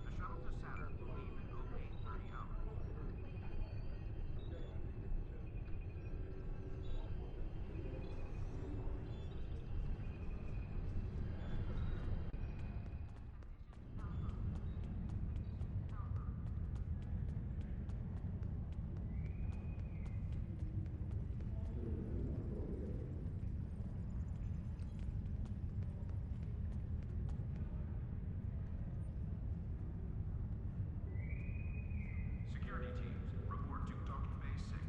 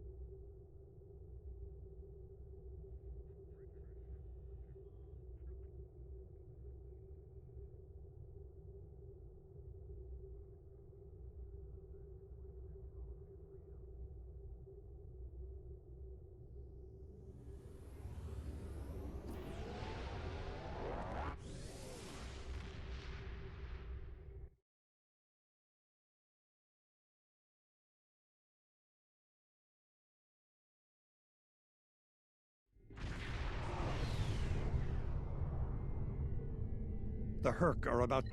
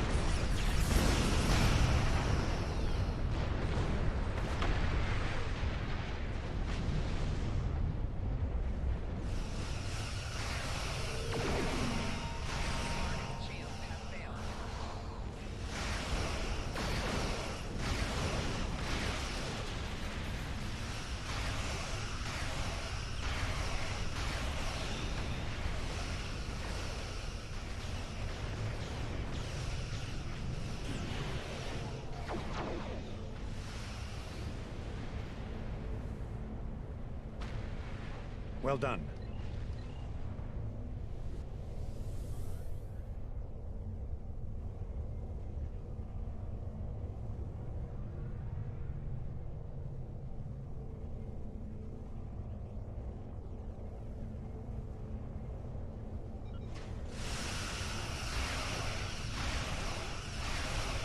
Satellite is back online. It will launch tractor mines against the Herc ships.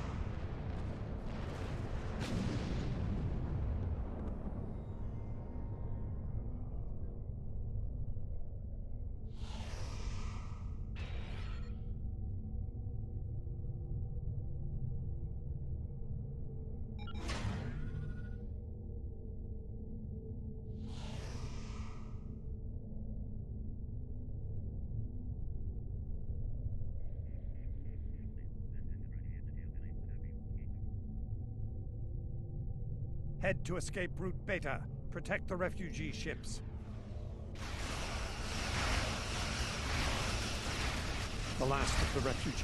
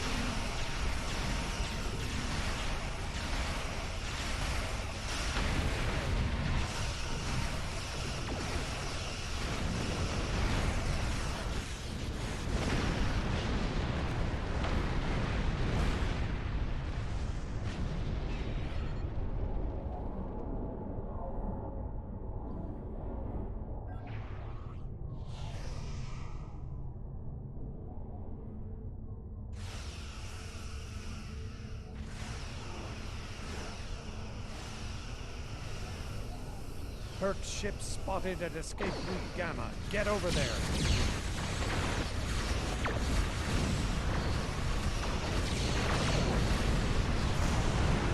Herc dreadnought on sensors. Be careful.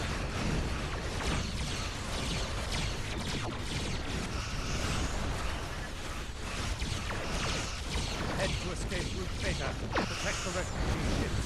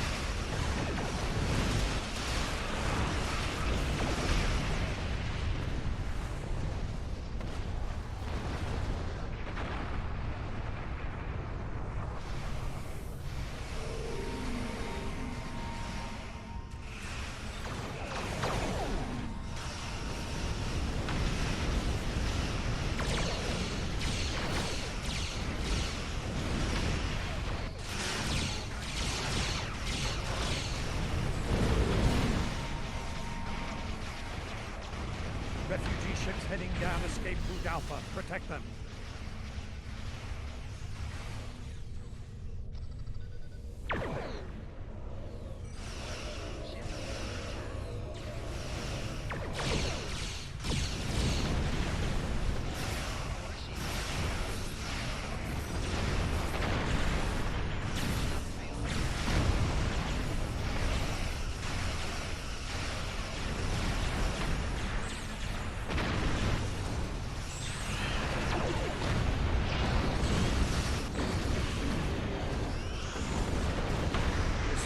The evacuation. All lanes will be utilized now. Herc's ship spotted at escape route Gamma. Get over there. Head to escape route Beta. Protect the refugee ships.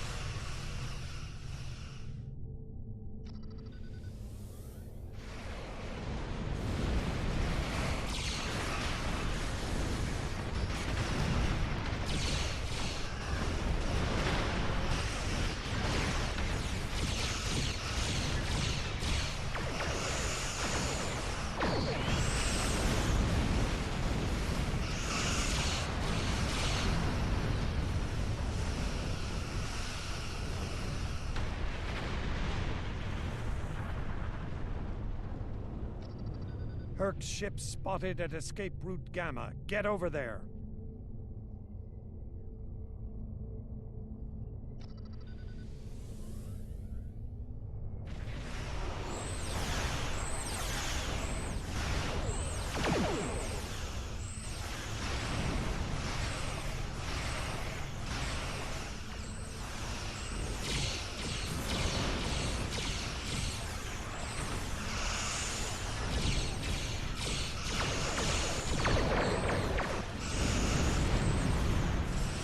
Refugee ships heading down escape route Alpha. Protect them.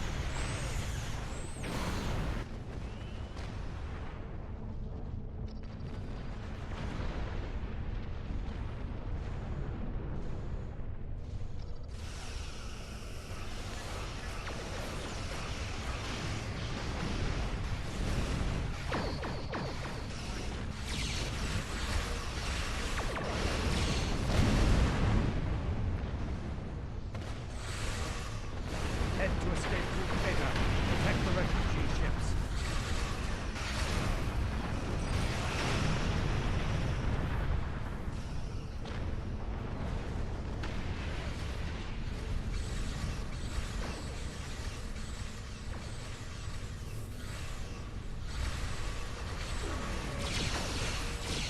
Herc's ship spotted at escape route Gamma. Get over there.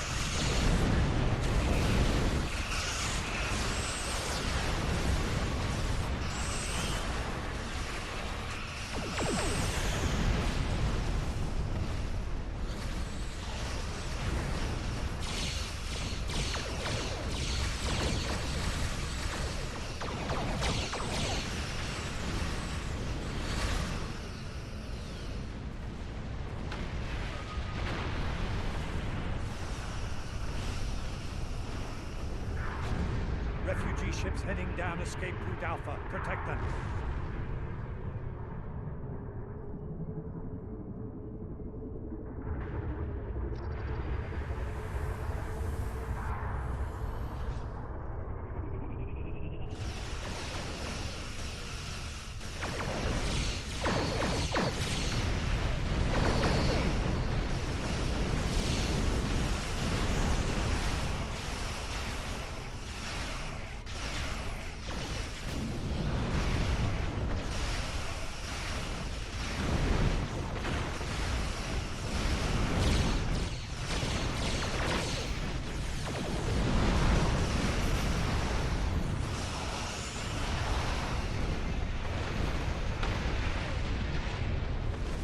That's everyone. We did what we could. Hope.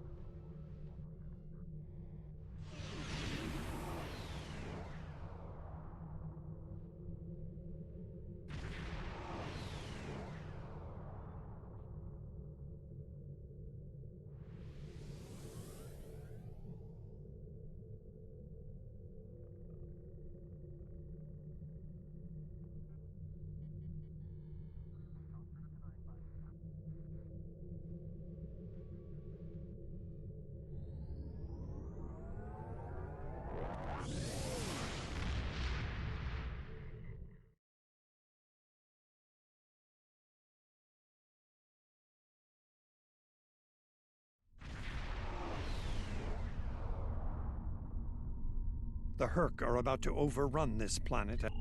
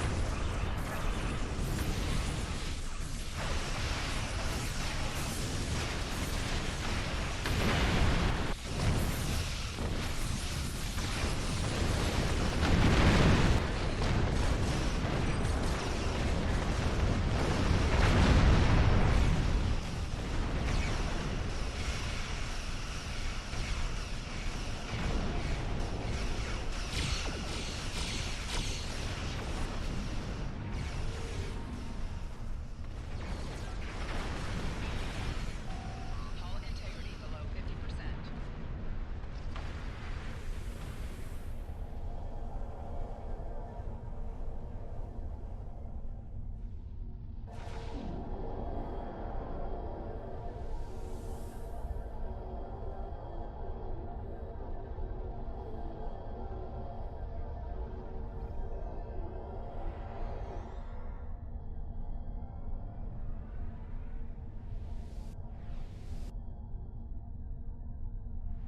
Well done.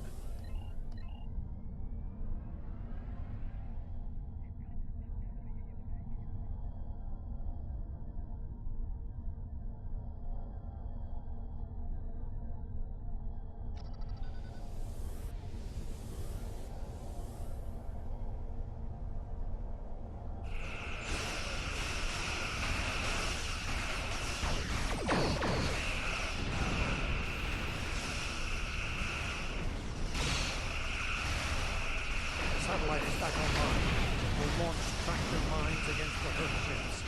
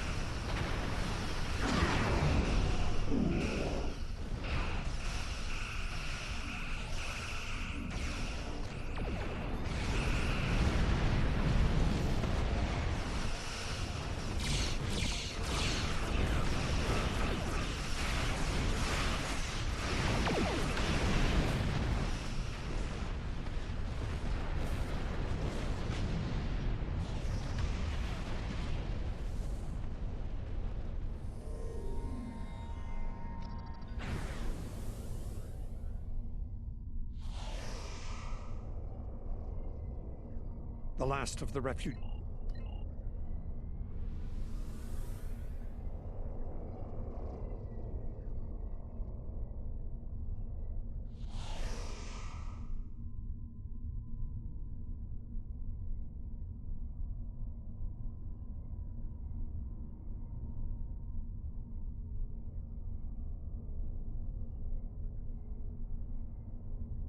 Herc ships spotted at escape route Gamma. Get over there.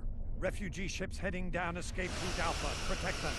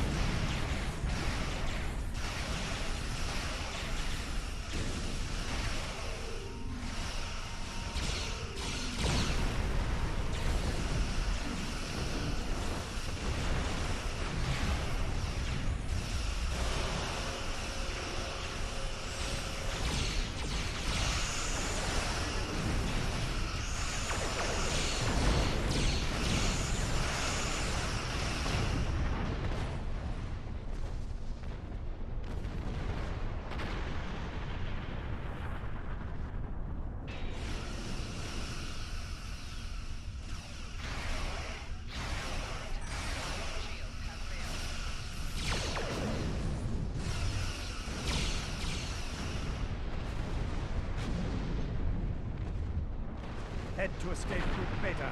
Protect the refugee ships. Herc's ship spotted at escape route Gamma. Get over there. Herc Dreadnought on sensors. Be careful.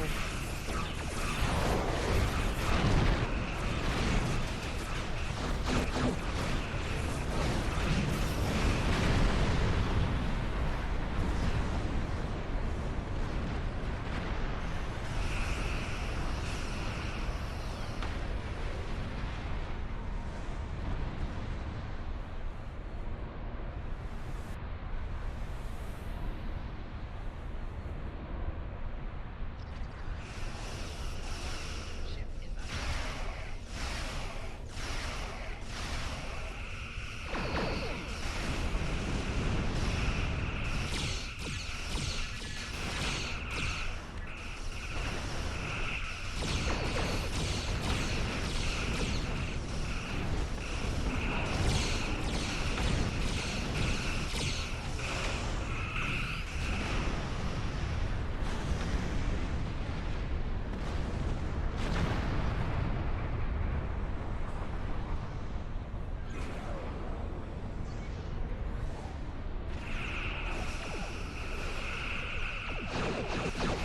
Refugee ships heading down escape route Alpha. Protect them.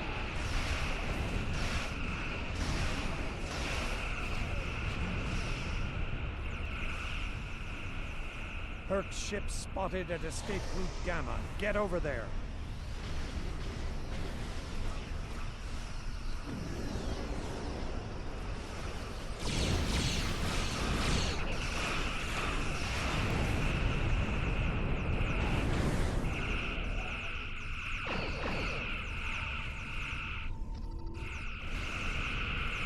We're speeding up the evacuation.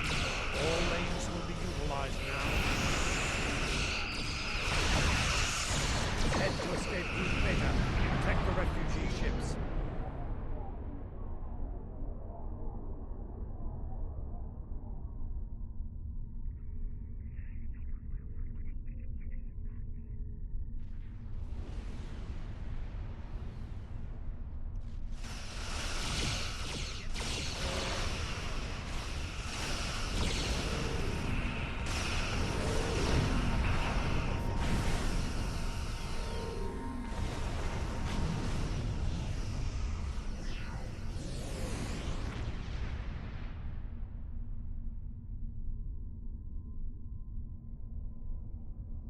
Herc's ship spotted at escape route Gamma. Get over there.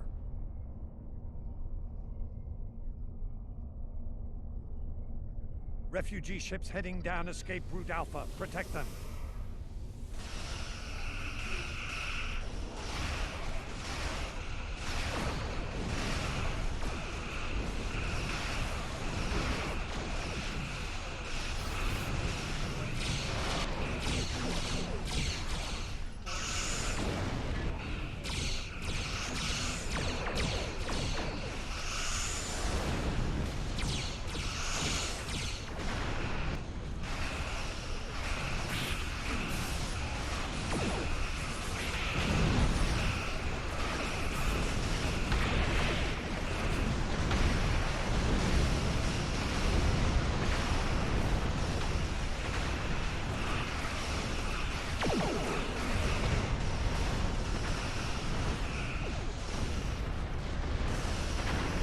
Head to escape route Beta.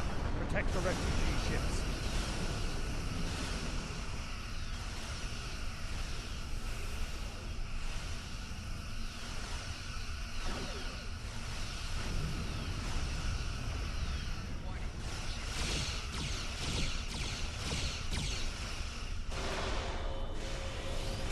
Herc's ship spotted at escape route Gamma. Get over there.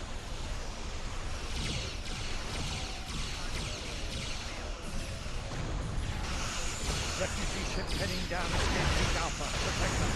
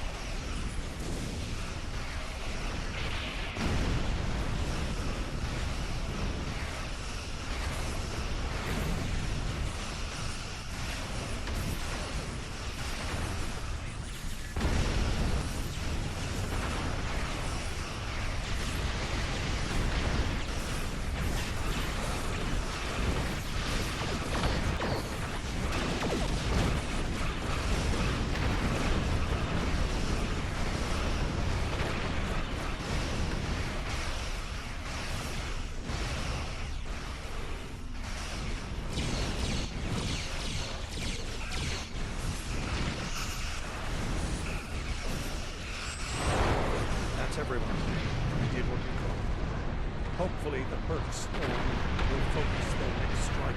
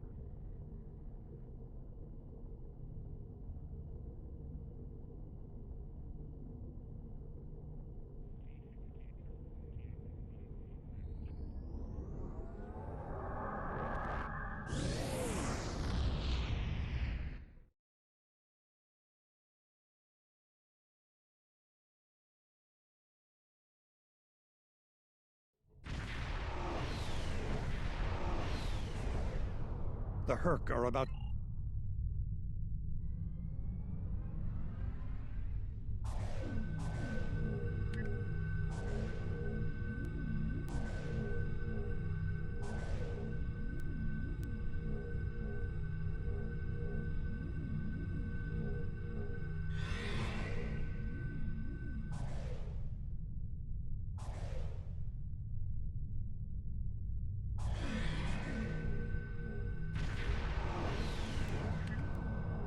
This is the Kobayashi Maru.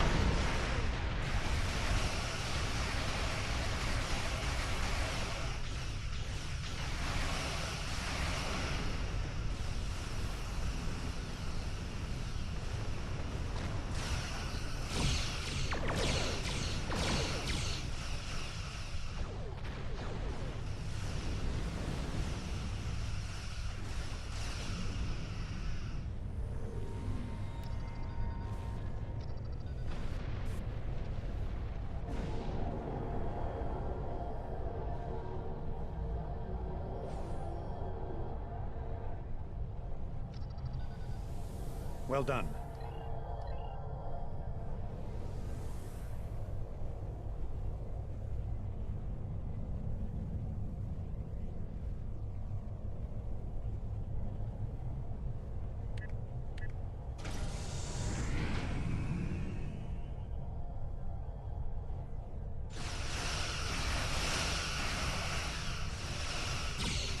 Satellite is back online. We'll launch tractor mines against the Herc.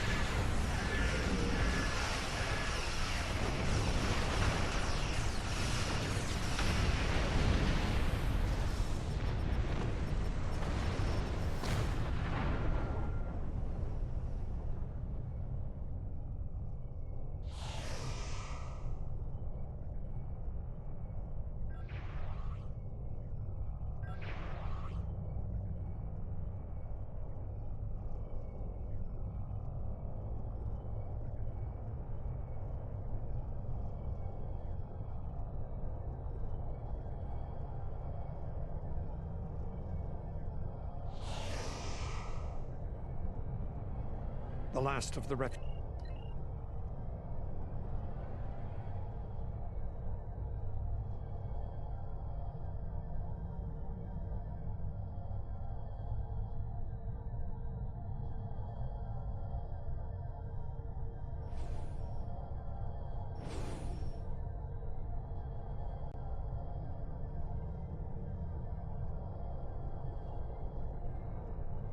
Herc ships spotted at escape route Gamma. Get over there.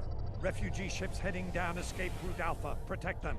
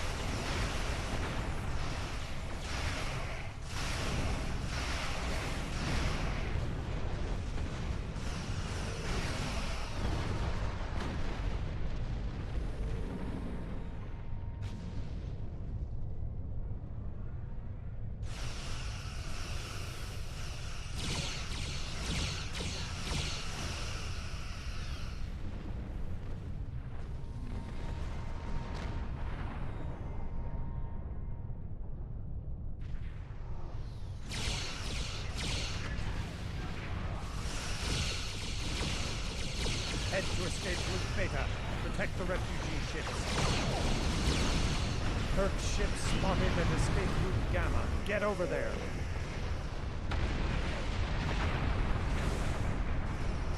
Kirk Dreadnought on sensors. Be careful.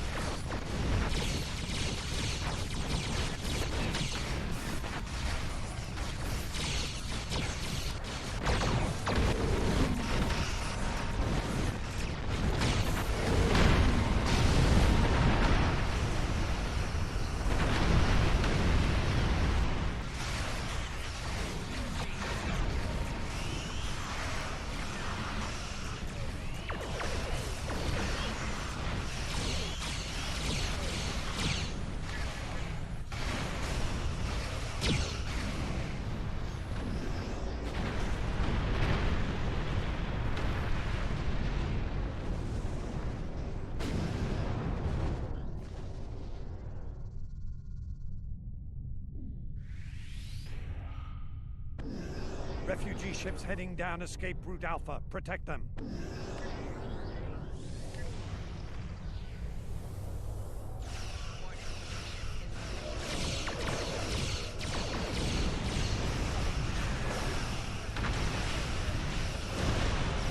Earth ship spotted at escape route Gamma. Get over there.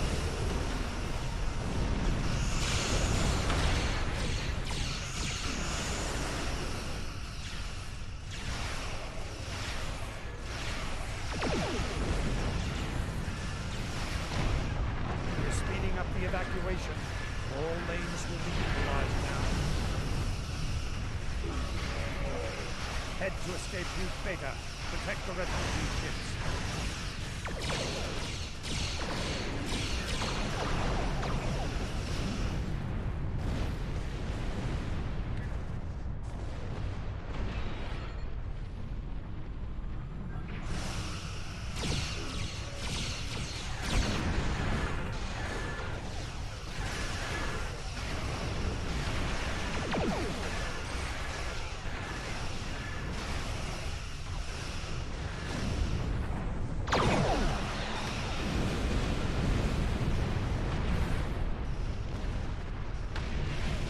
Earth ship spotted at escape route Gamma. Get over there.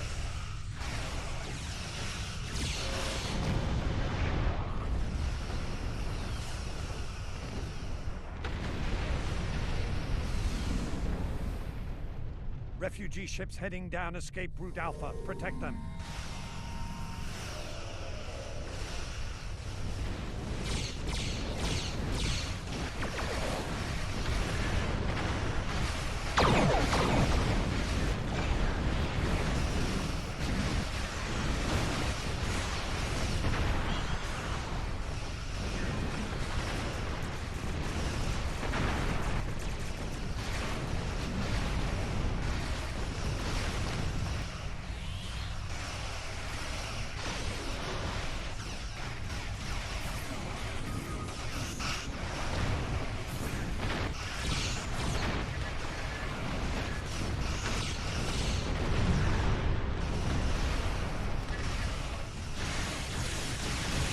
Head to escape route Beta.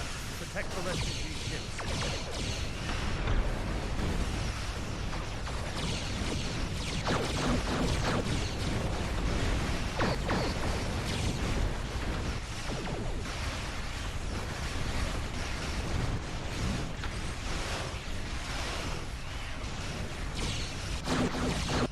Earth ship spotted at escape route Gamma. Get over there.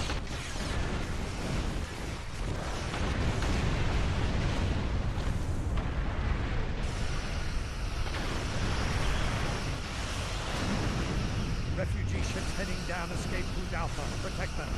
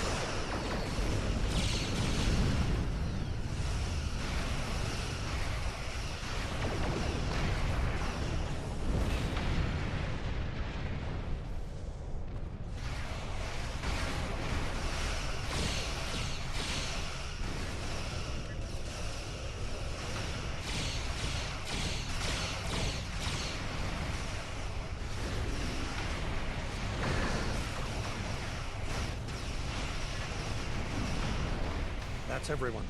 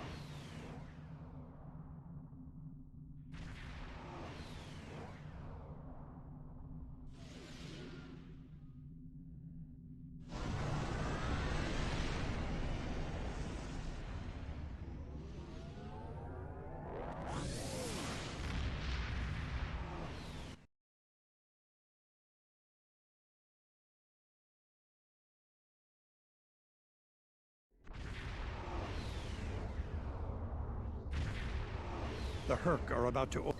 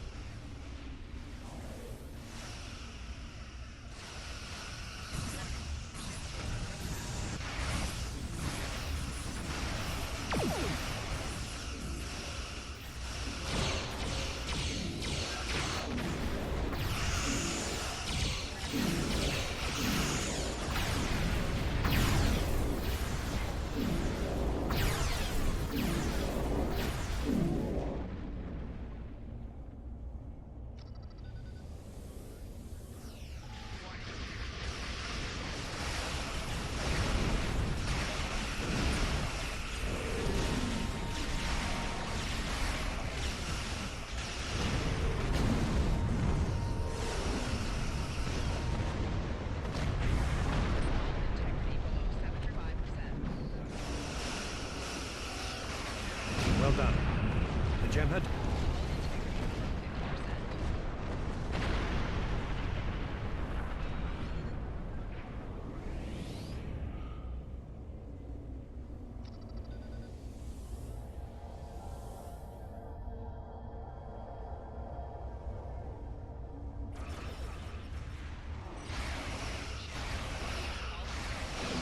Satellite is back online. It will launch tractor mines against the Herc ships.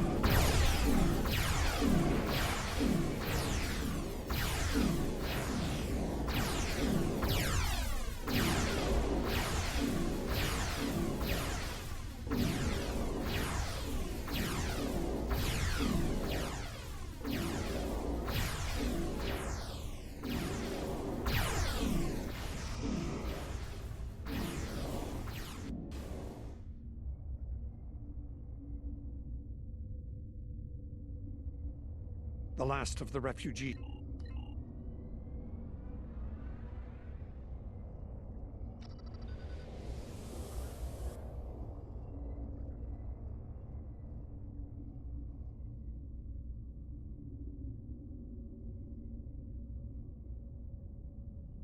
Head to escape route Beta. Protect the refugee ships. Refugee ships heading down escape route Alpha. Protect them.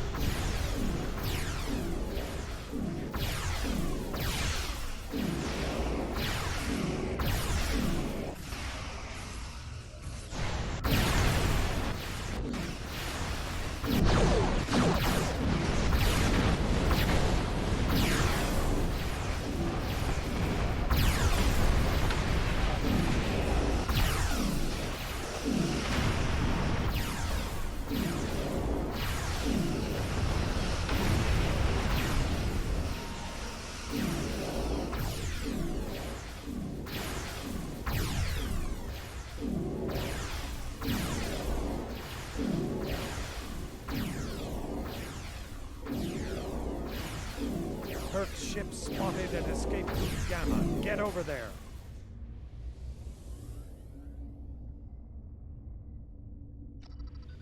Herc Dreadnought on sensors.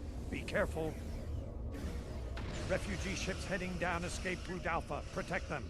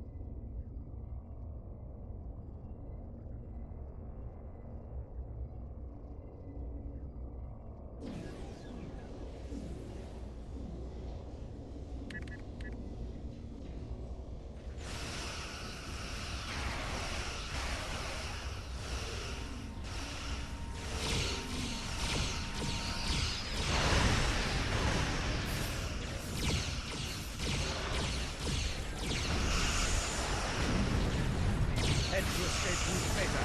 Protect the refugees.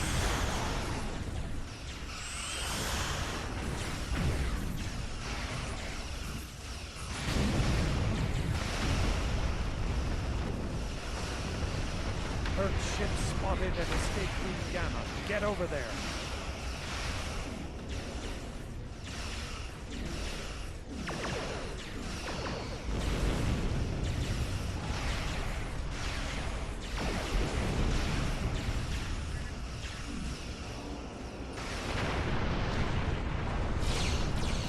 Speeding up the evacuation. All lanes will be utilized now.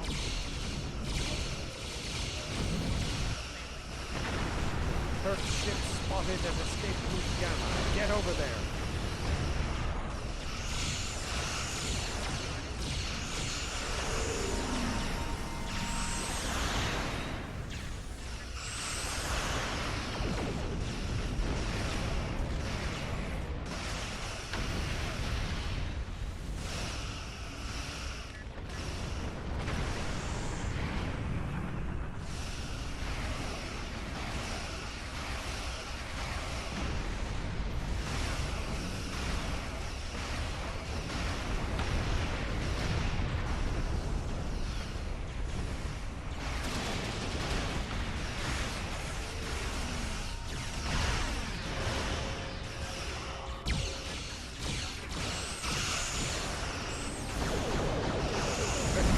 Heading down escape route Alpha. Protect them. Head to escape route Beta. Protect the refugee ships.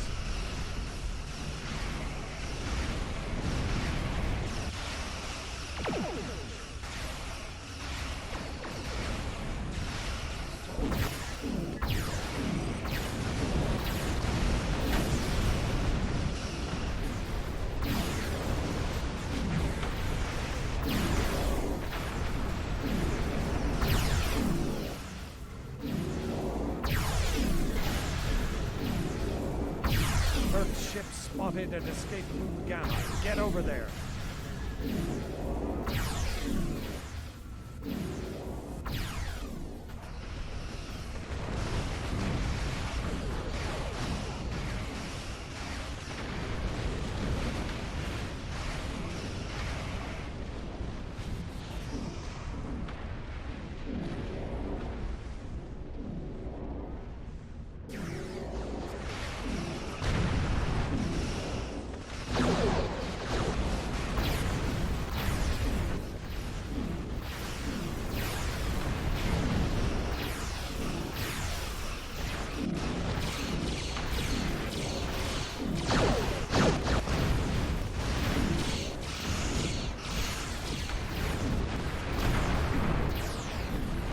Refugee ships heading down escape route Alpha. Protect them.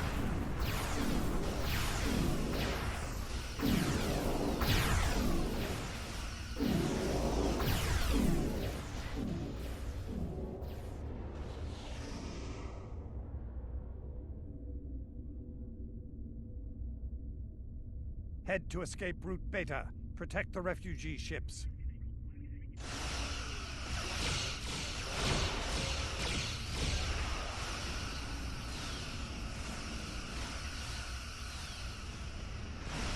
Earth ship spotted at escape route Gamma. Get over there.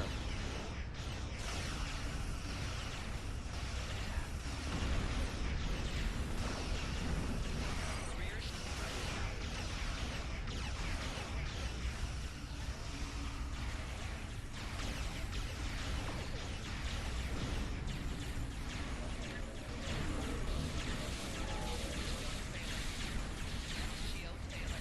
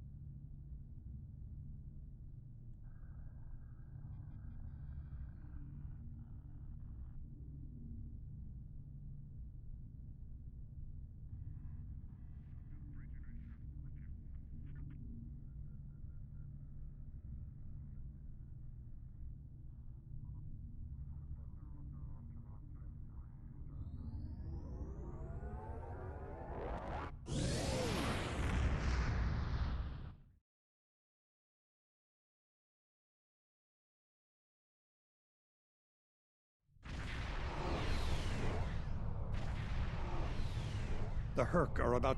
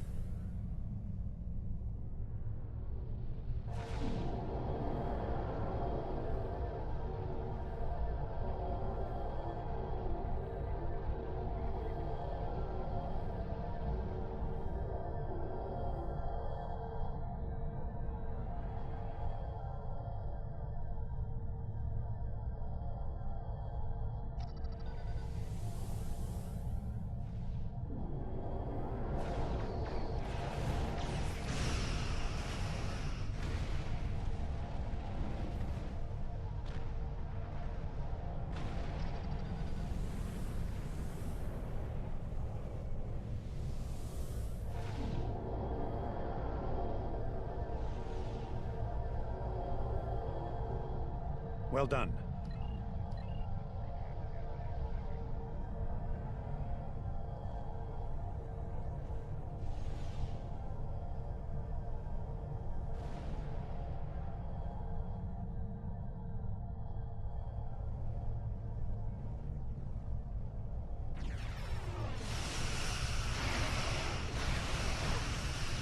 The satellite is back online.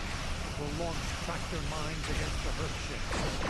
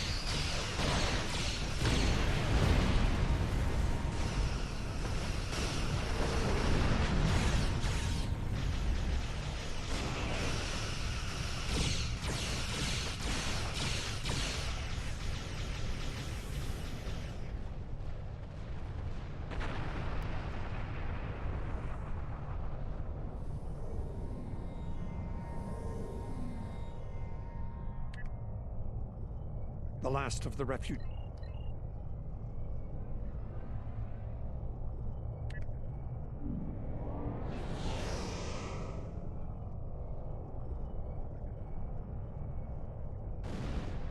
Herc ship spotted at escape route Gamma. Get over there.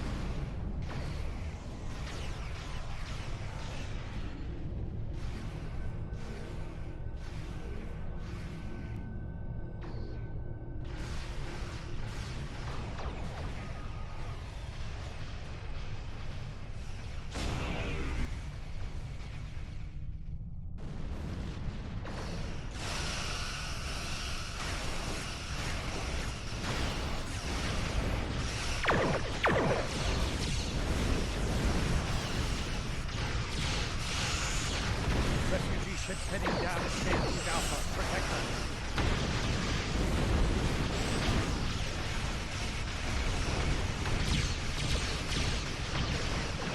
Burke Dreadnought on sensors. Be careful. Burke ship spotted at escape route Gamma. Get over there.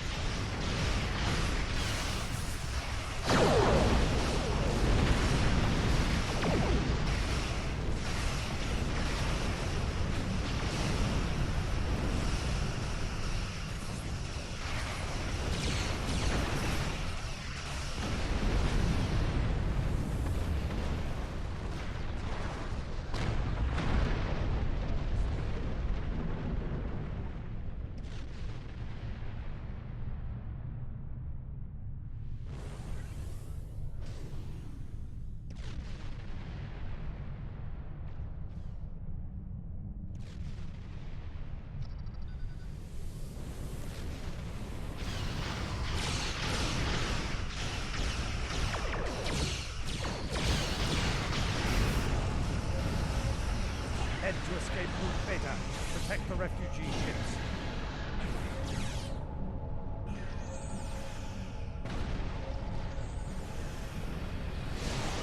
Refugee ships heading down escape route Alpha. Protect them.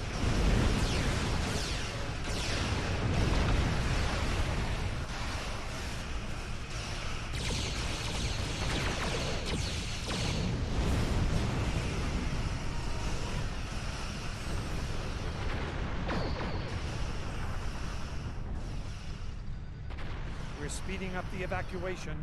All lanes will be utilized now. Refugee ships heading down escape route Alpha. Protect them.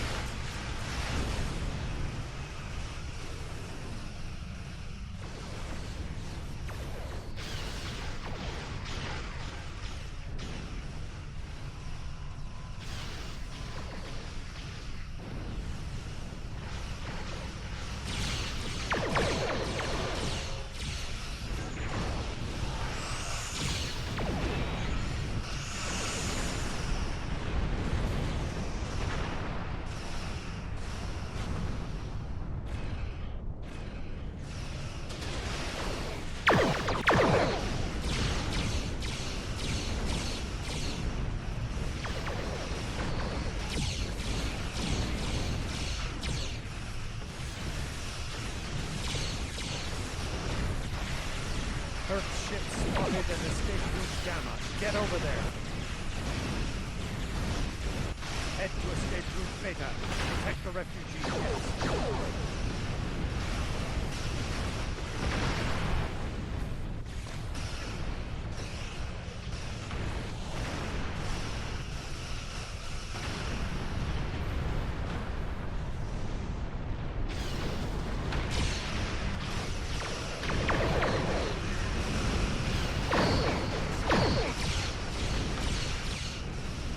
Refugee ships heading down escape route Alpha. Protect them.